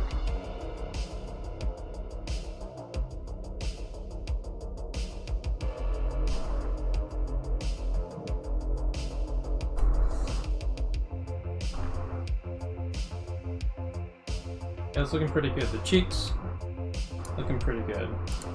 Got it in between them a bit. Favoring the previous drawing a little bit.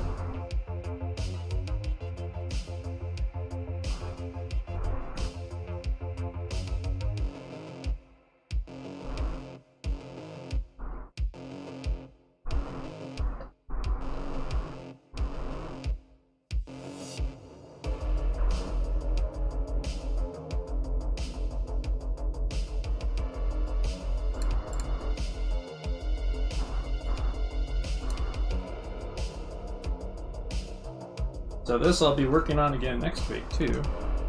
We're going to work on this for at least another hour and 20 minutes or so. But my homework for all you guys for this week is to basically make a head melt, make a face melt. I'll be critiquing them next week.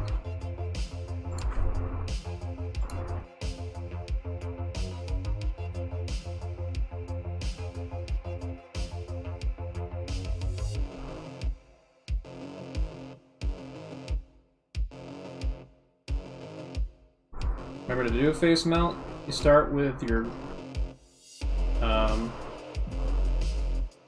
base head,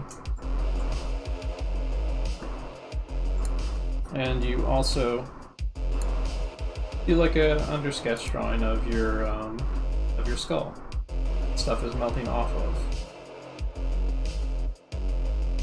There we go. That's looking pretty nice. Nice and goopy, just the way I want it.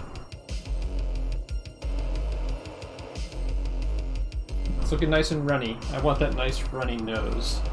It looks like it kind of like turns into this kind of a snot effect. There's enough of a wipe happening here that it does look plausible. Like I could probably get away with making all of the flesh fall off the face.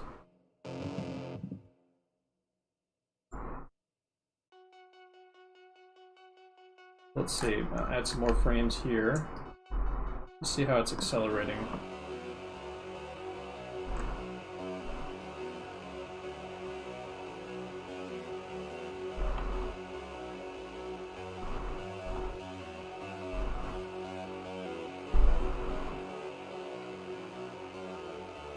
So if you notice, I'm just sticking to this cheek right now so that I can just concentrate on it.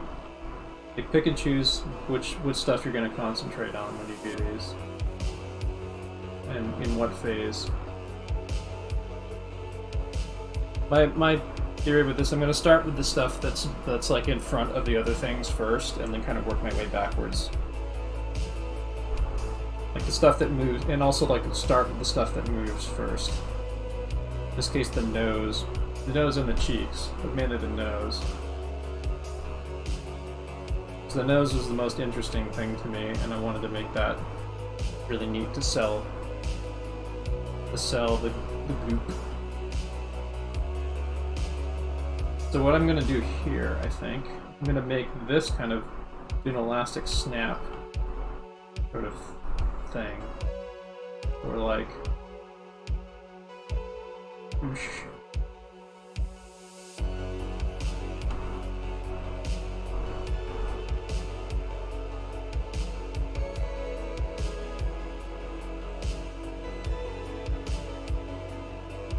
Why is it on a 2? So weird.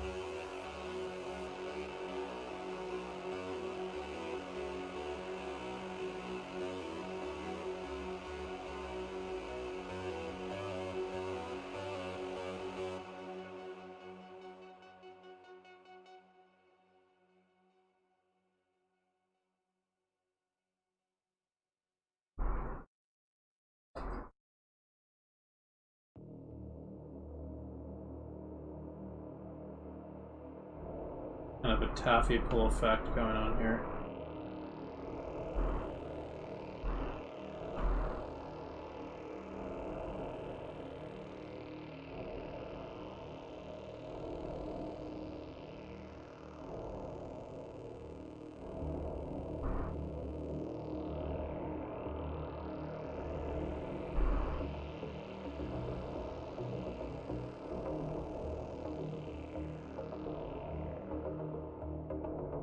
So I sort of decided whatever space radiation is melting my face off here is also kind of evaporating the skin. So any little bits that are kind of remaining left over. Oh, that's awful.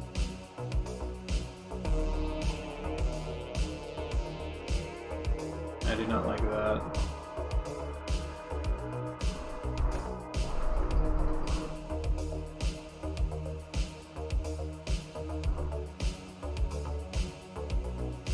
Confusing now. Get rid of that.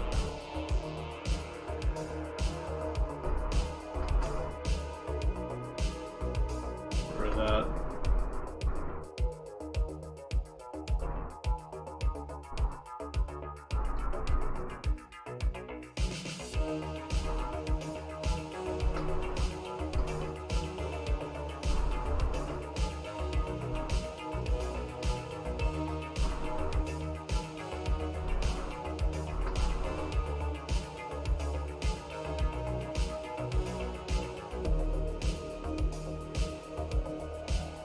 Much better.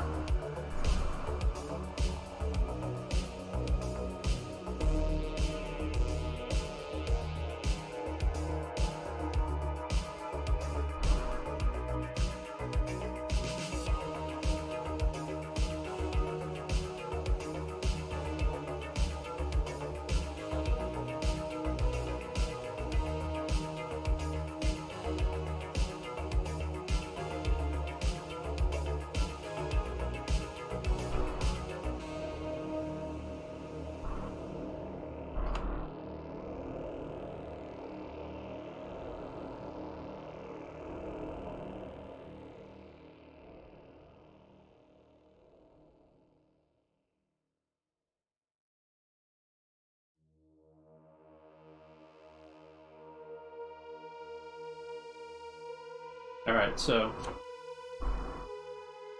this is looking pretty neat. See what I can do about finishing up the other cheek.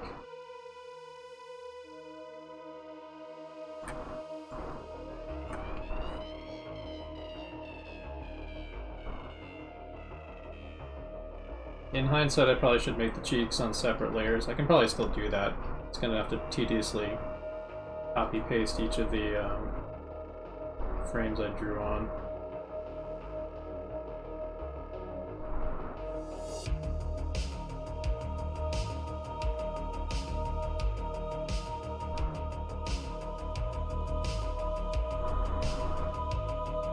Actually do that in a bit. I just want to see if I can get this, like the basic motion of this working before I adjust the individual time. And thank you, Leo Orange Turtle, for the tier 1 sub.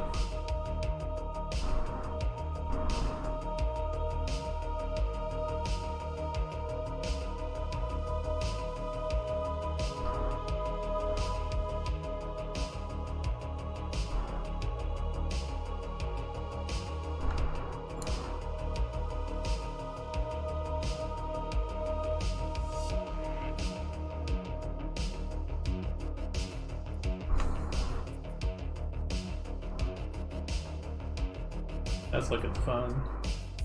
Nice and goopy.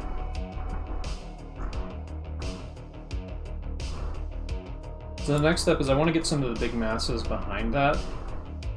This is working enough for me so that like I don't really see anything major that's sticking out that's really bugging me that wouldn't be handled in the cleanup.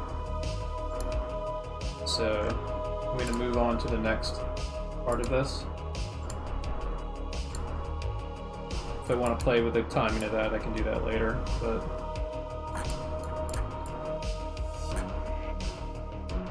yeah, I want to make this layer on top for now, just so I can draw on it.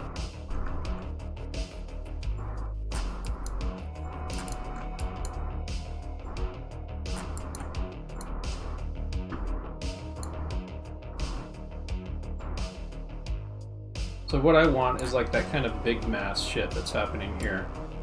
I'm gonna work on the left side right now. But you notice like you can see how it's, you can see like where it starts up there, it kind of like goops up at the top. Right here, and this little bit right here on the right. Splurt. This kind of tendrils, sort of like kind of this octopus Cthulhu face. Of like a waterfall of like silly putty face.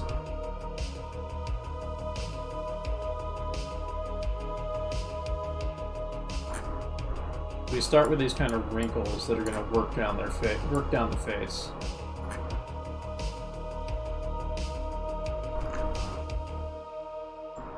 And looking back at my reference for like the ideas I had for that.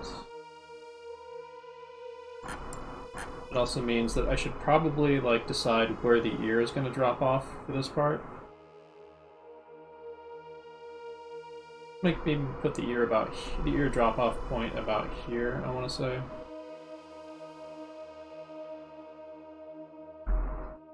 And then I'll make like a in-between that kind of looks plausibly like this.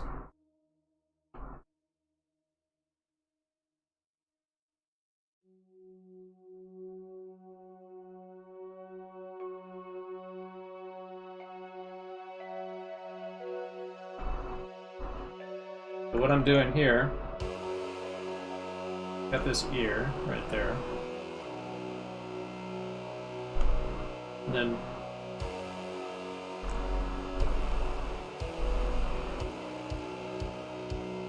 over the top of that ear,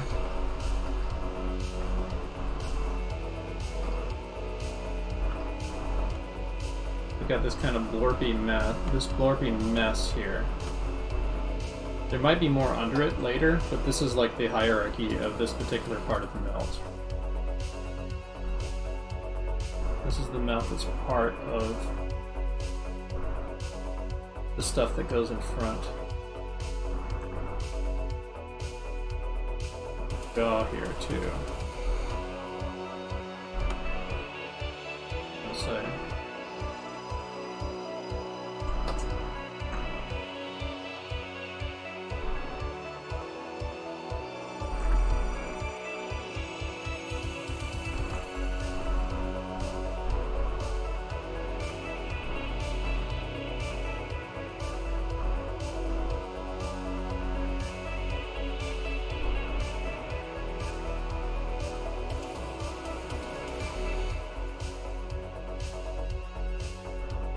Now, as wild as it seems, I'm gonna have to work my way backwards.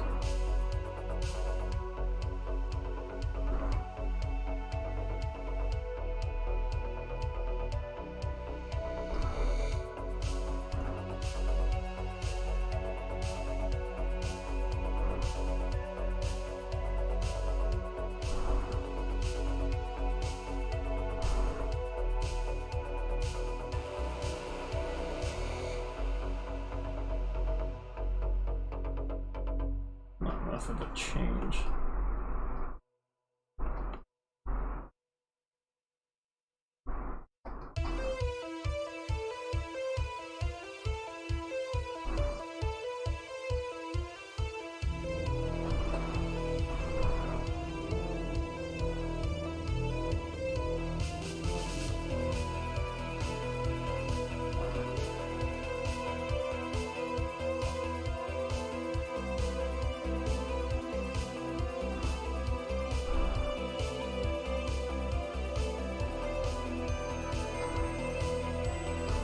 My plan is I can go back through this with have like that clump of hair of my sideburns and stuff falling off the face after I establish this.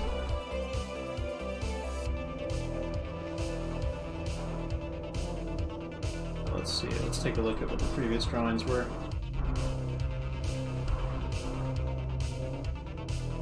Let's bring it back more.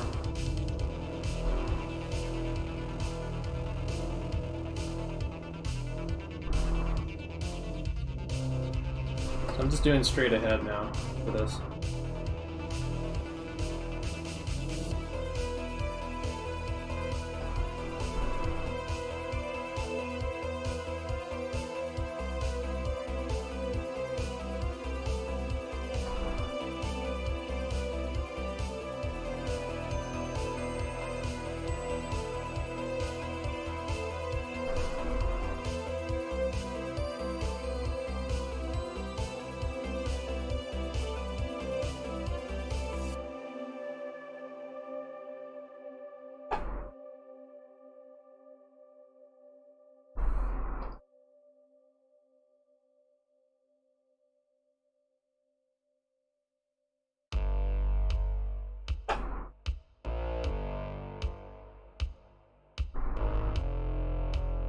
So one thing that I'm noticing is like there's this kind of like this gravity is affecting this stuff. So if it gets squirting out to the sides here, that means it's actually rising up a little bit on its kind of like tendrils that are squirting out here a little bit as gravity affects it a bit.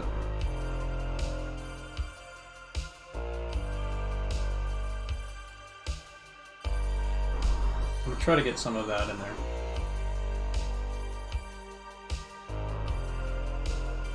Ooh, yeah, it's off to a promising start. There's some adjustments that can be made, but it looks like it's gonna work. I think one thing that might help is if I like have this out sooner than the rest.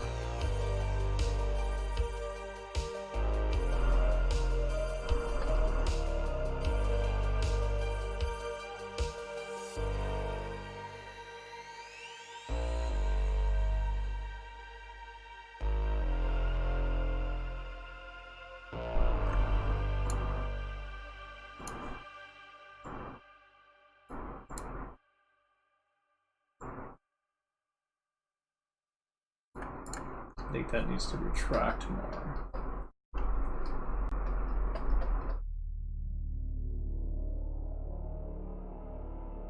Frame.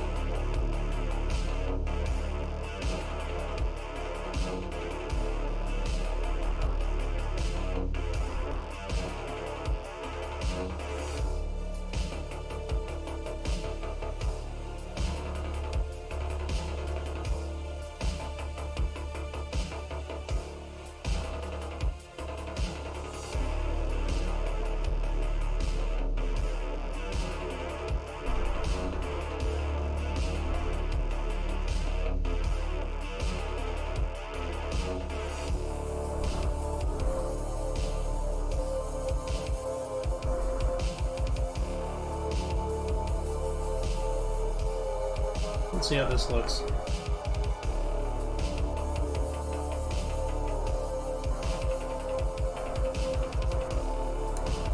think this needs a little more.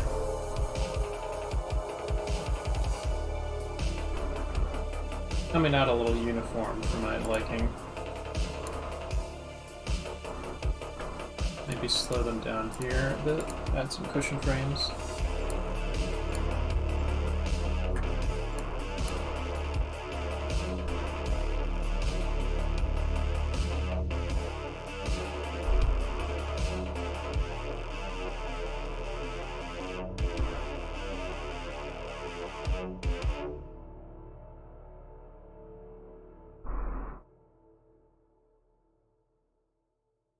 What's up?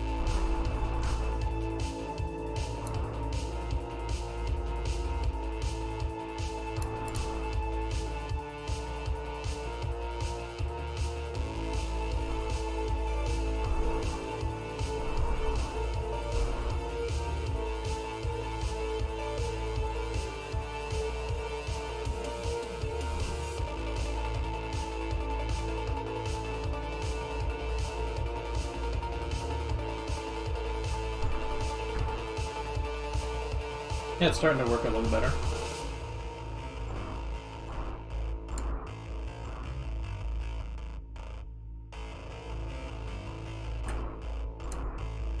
Definitely need to add my in-between in here.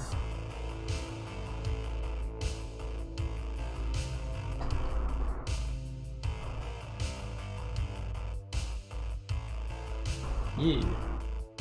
This is looking great. It's looking nice, goopy, and tasty. Just the way I like my body horror.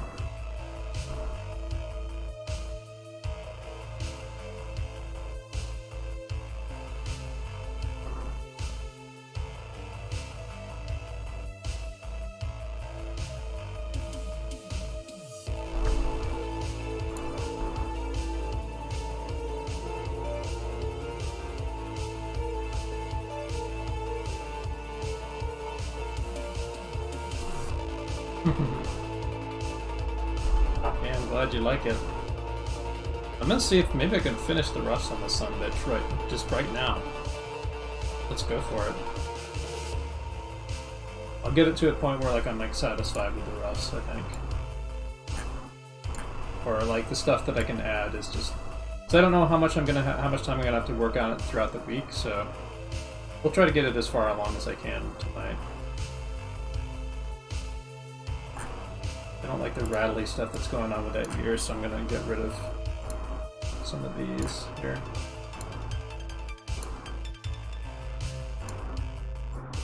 I think the ear should stay still until it actually is starting to come out a bit.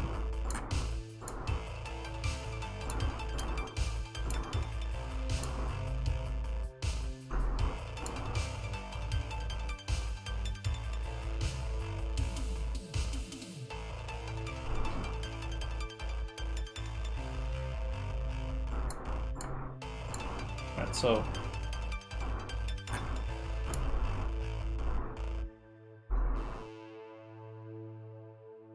I was right about the nose selling it too, because that thing is a really goopy point of interest that you can make the other stuff kind of revolve around.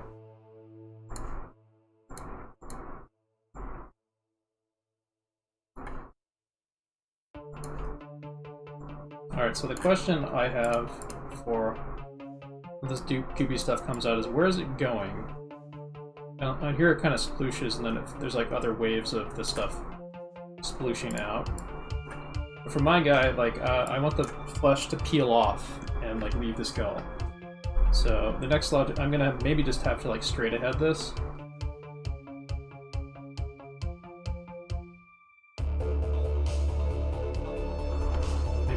this.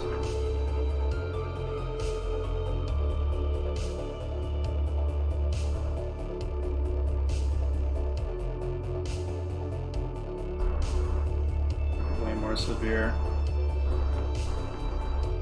We get this kind of stringy stuff going on here with the ear. Just falling off. With the ear itself melting.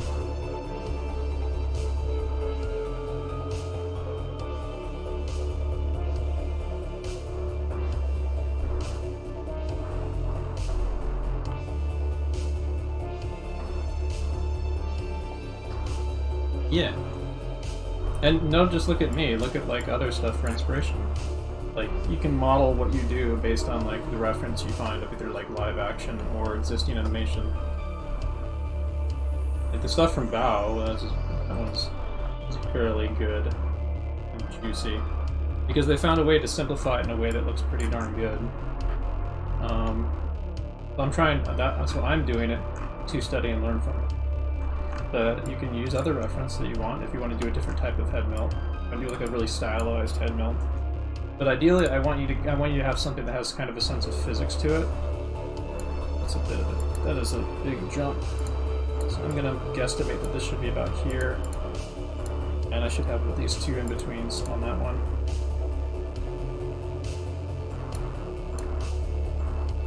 On the 3s that I made with.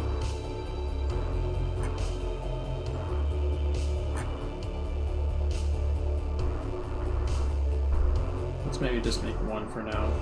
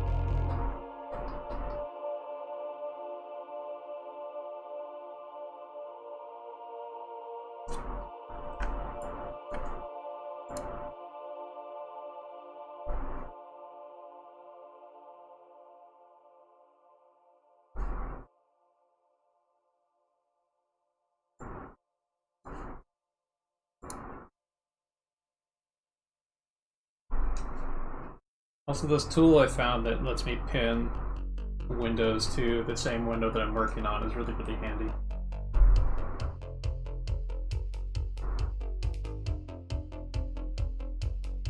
I don't like how that ear falls, so I may want to handle that independently. I'm not too worried about that for now because I'm pretty confident when I come to that I'll be able to fix it. I want to handle the other big stuff first.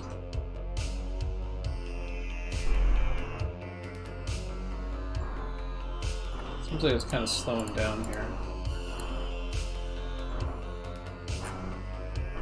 I need like the power move where it's kind of peeled off the face.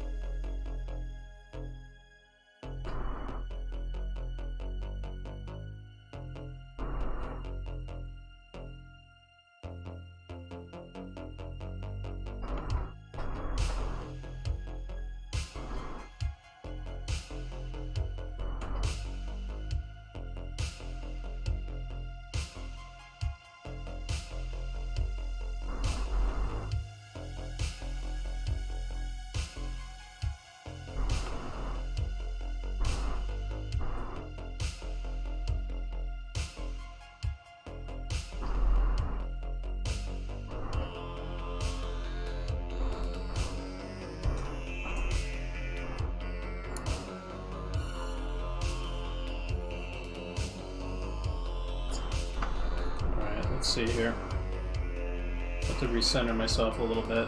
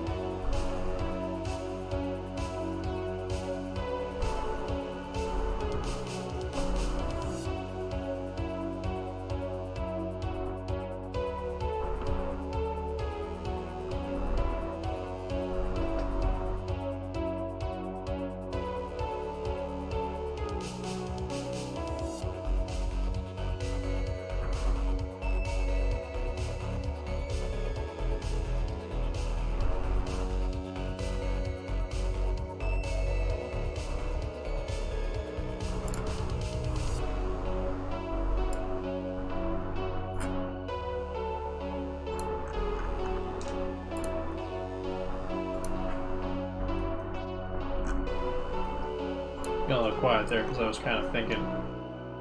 Let's take a step back from this though and see what I've done so far. Give me a second here. Let's make sure I get this out here. Okay.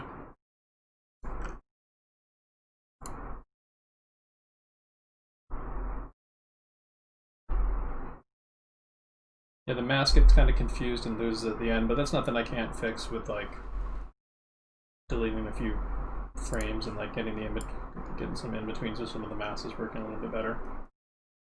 I think that this could probably be fixed by making, whoops.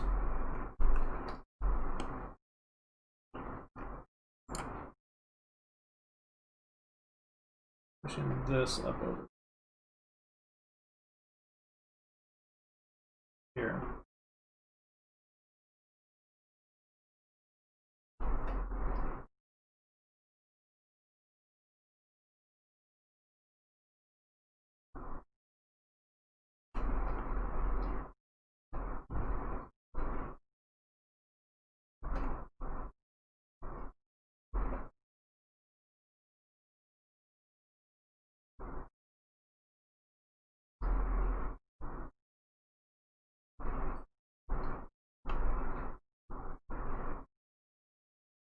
Yeah, when that does fall, it should follow an arc.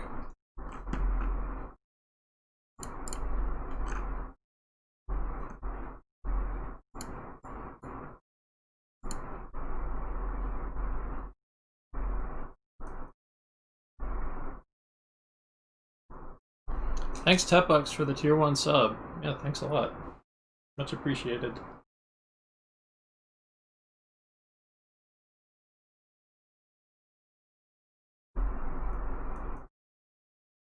One thing I'm definitely gonna have to do is I'm gonna have to color code the masses that are coming off the face, so I can note like what is the skull and bone and what is the flesh that's coming off of it.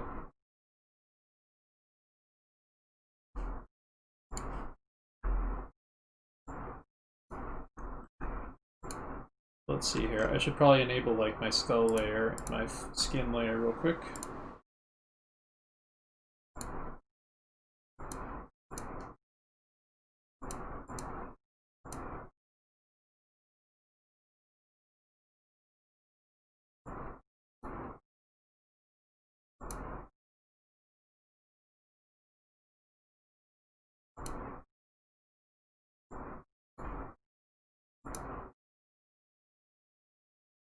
That up there.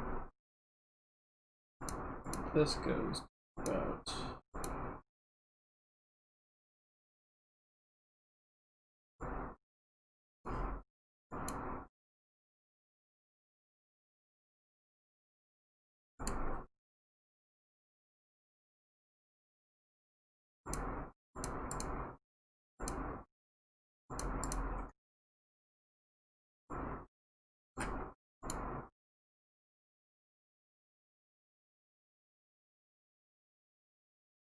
It's looking a little promising.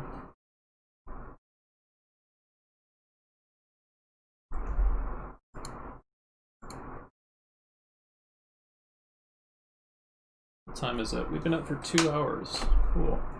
So I got another like 45 minutes or so. I'm going to export this as a GIF, take a quick water break, and then I'm going to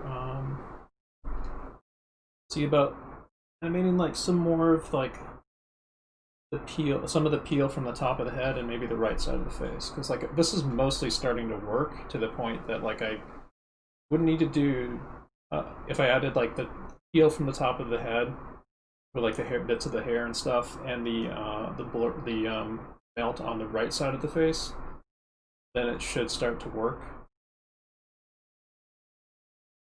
And then I would like mass in by hierarchy the different masses of the face that are covering the flesh and bone, covering the flesh that's covering the bone. And I basically like go through a process of like kind of like masking the animating a mask layer over the face to reveal the skull underneath.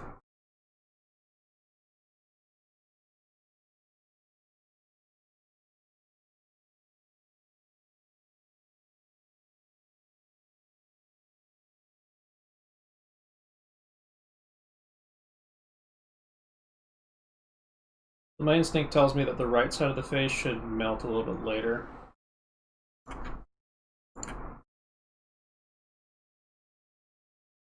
But first, let's export this as a GIF so we can get like a little work in progress GIF.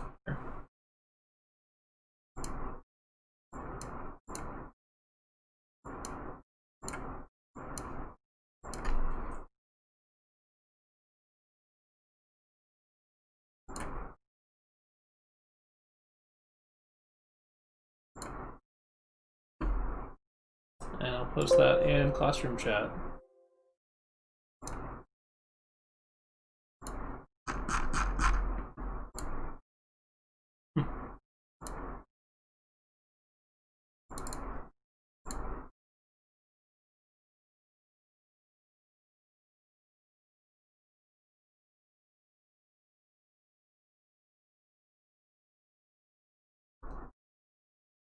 There we go, that's what I got so far.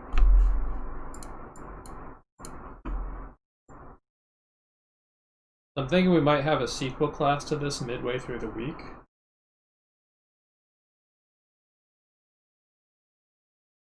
But we'll see. Or I can leave it to next week. I don't know when I'm going to be able to get to work on this some more, but if anything, I'll be able to work on it some more next week. During next class. And I want all of you guys doing the homework, so I can have something to critique.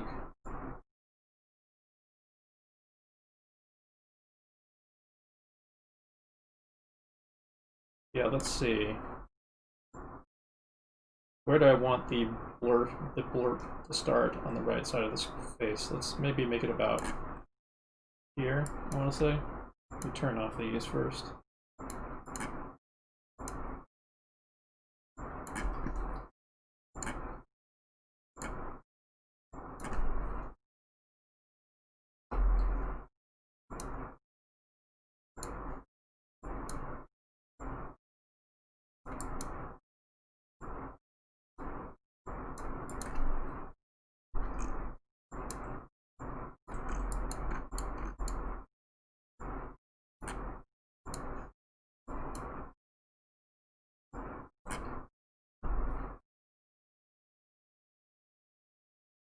I'm not really starting with the top of the face, it's the sides of the face that I'm doing now, so I've still got to do the top of the head, like where it's peeling down from the brow, the top of the head and so on.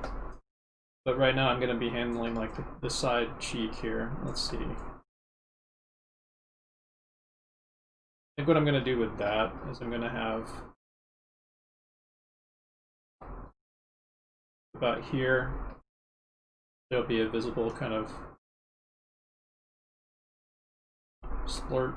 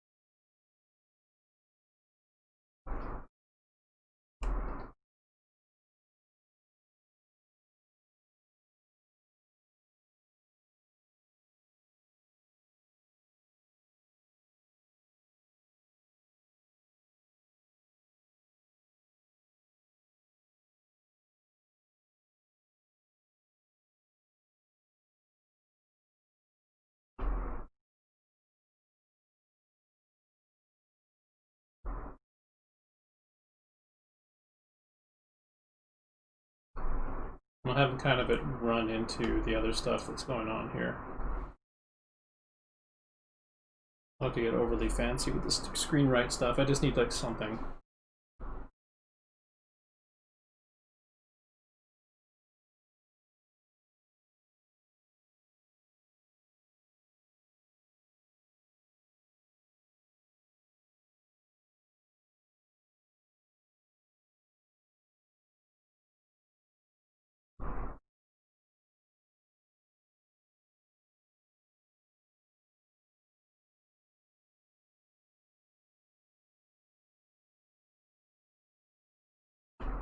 I'm trying to very slightly arc this little blurp.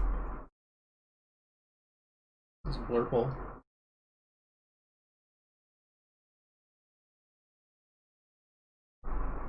And slow it down a bit here.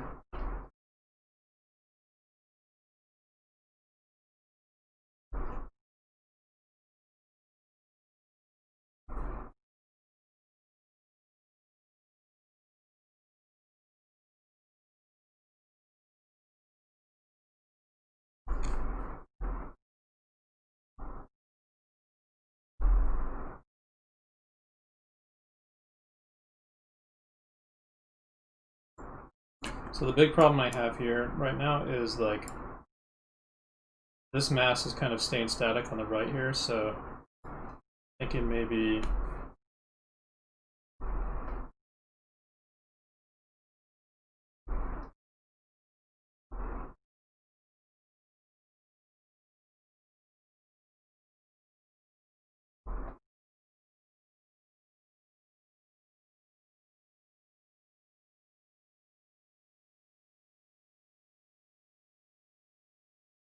kind of more of a squirt effect going on there.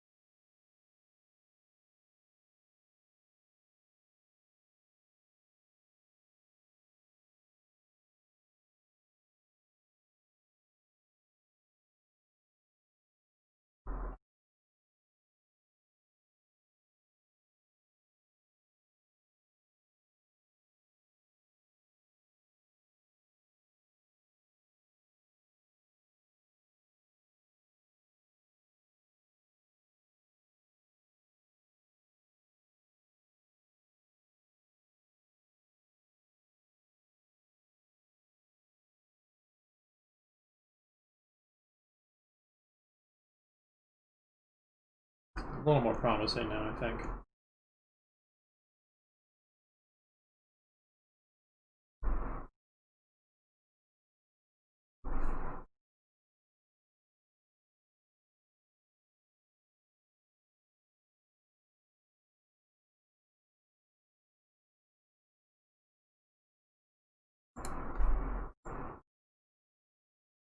I'm going to go ahead with the rest of the stuff on the ear.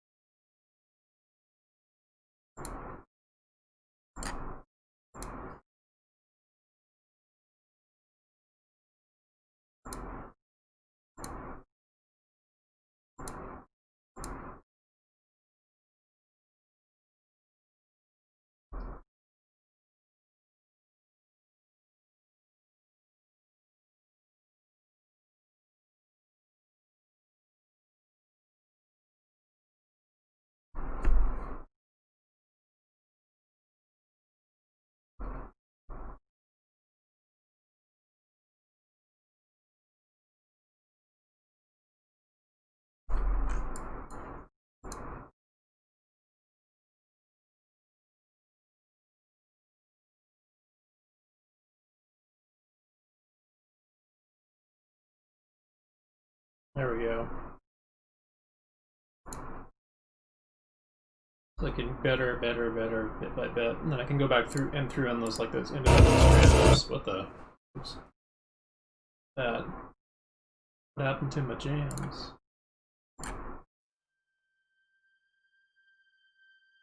Replay that.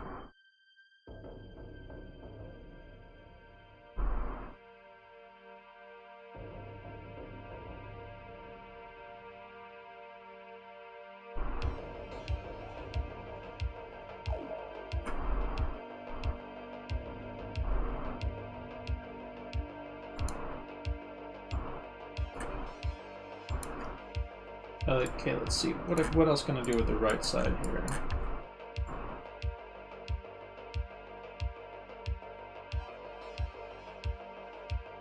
There needs to be more happening here on the right side.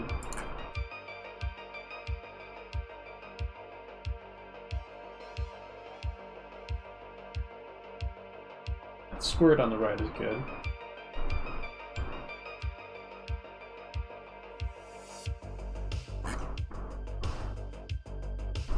So make the eye stuff start happening about here.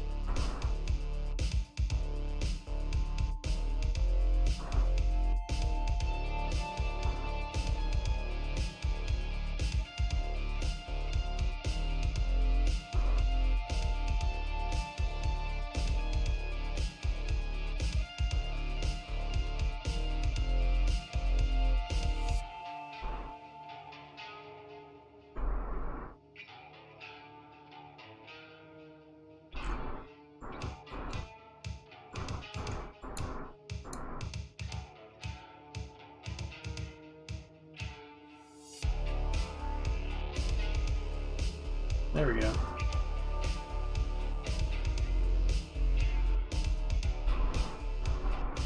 Now I gotta define what's happening there a little bit better. With the cheek, I mean. So, a little bulge there. Saggy bulge. Saggy bulge. Like this is the dividing line of the flesh right there, I'd say.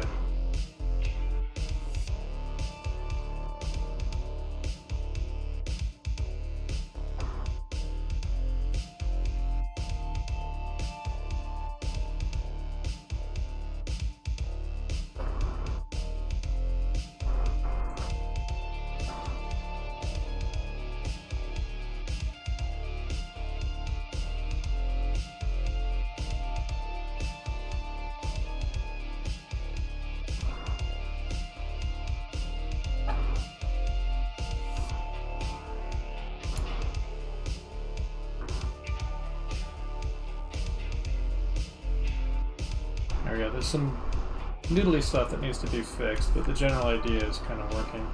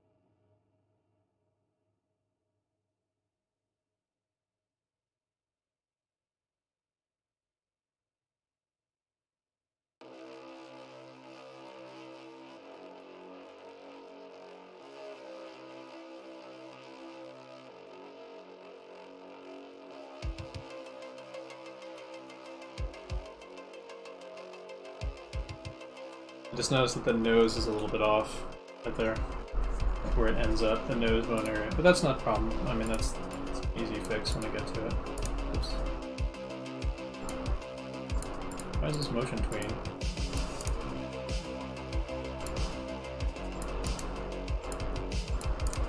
Must have hit something.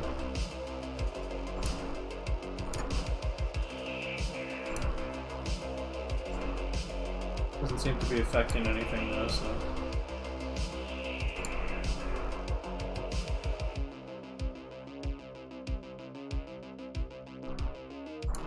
So something's moving at a weird rate here.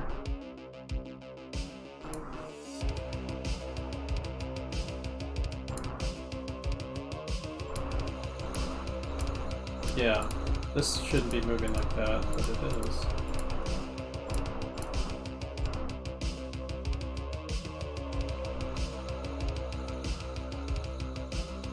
That's totally by accident.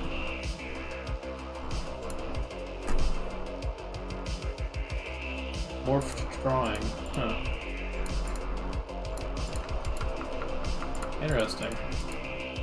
I seem to have created some in-betweens here without meaning to.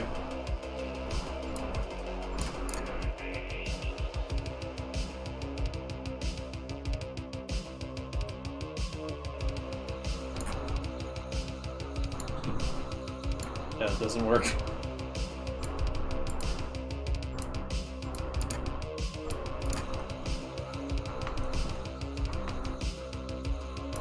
I think I hit Alt-M by accident there and it did that. That's what it did.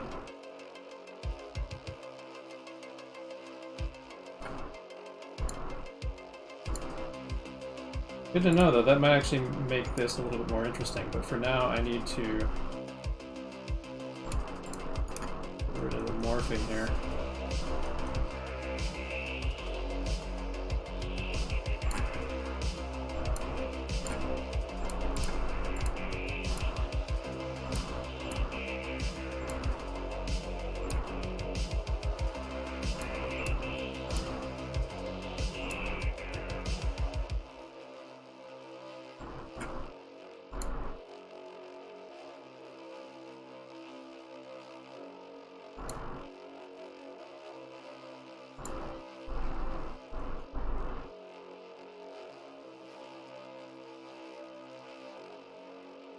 Overall, it's working pretty well. We're about 20 minutes away from being finished here, so if anyone has any questions, feel free to speak up about them now.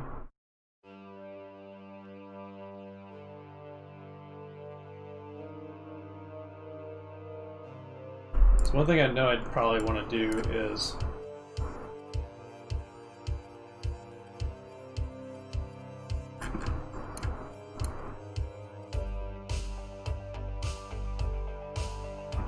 want to maybe like how do I want to handle the flesh over the eyes? Do I want to? I think I want to do like the Let's try this out real quick.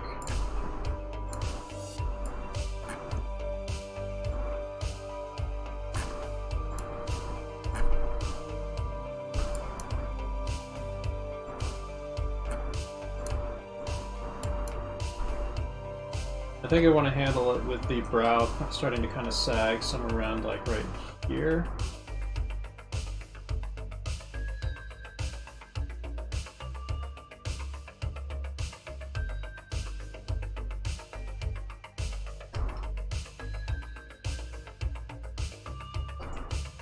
Yeah, both. We would favor the left side first.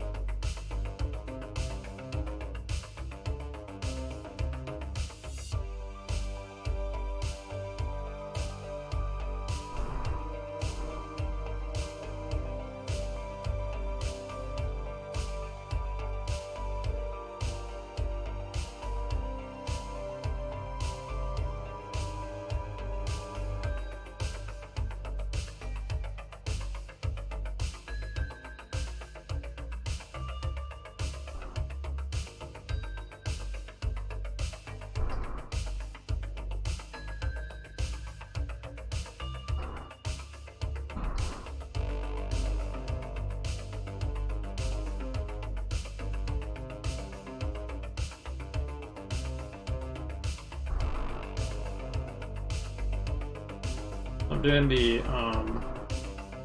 this is covering up the eye right here, basically.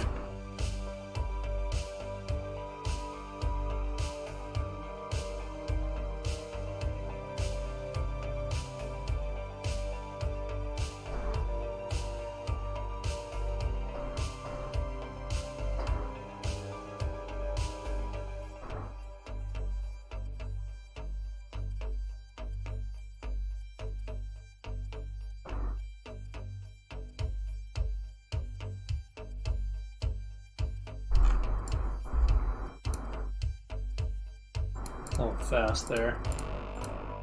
Let's slow that.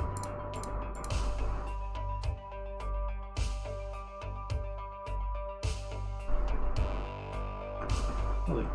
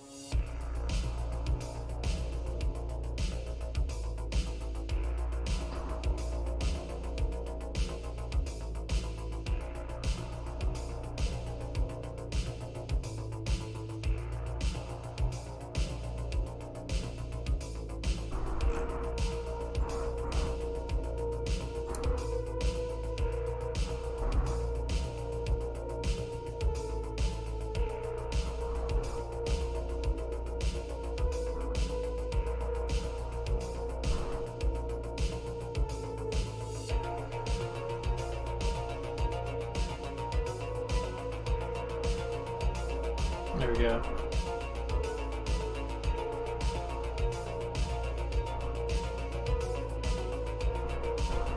Kind of rattly stuff's happening at the end that I'm gonna have to fix, but overall it's looking pretty nice. Got about 20 more minutes. I'm gonna try to see what else I can add in 20 minutes. Let's add some of what happens here with the gap starting to open up.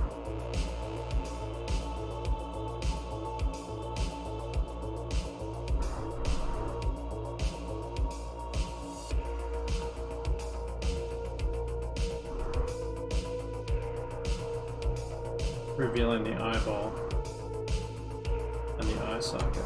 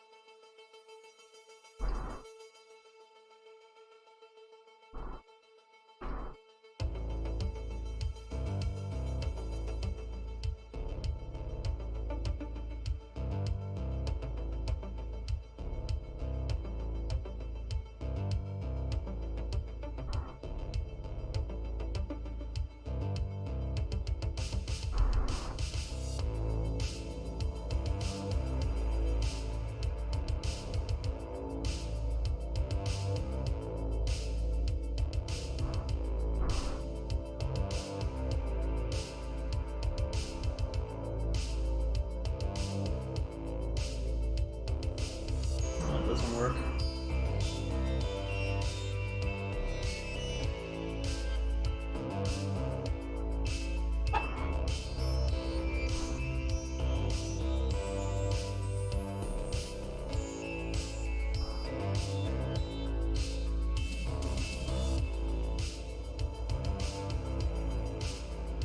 Get rid of that.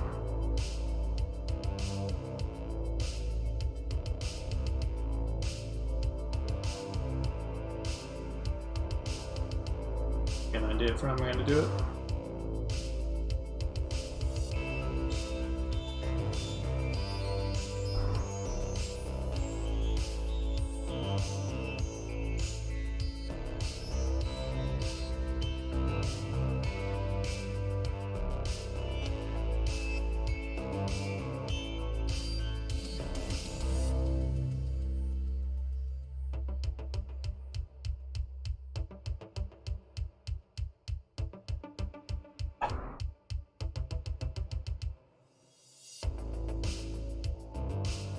I'm gonna draw like a rough end for the eyeball here, the eyeball reveal here.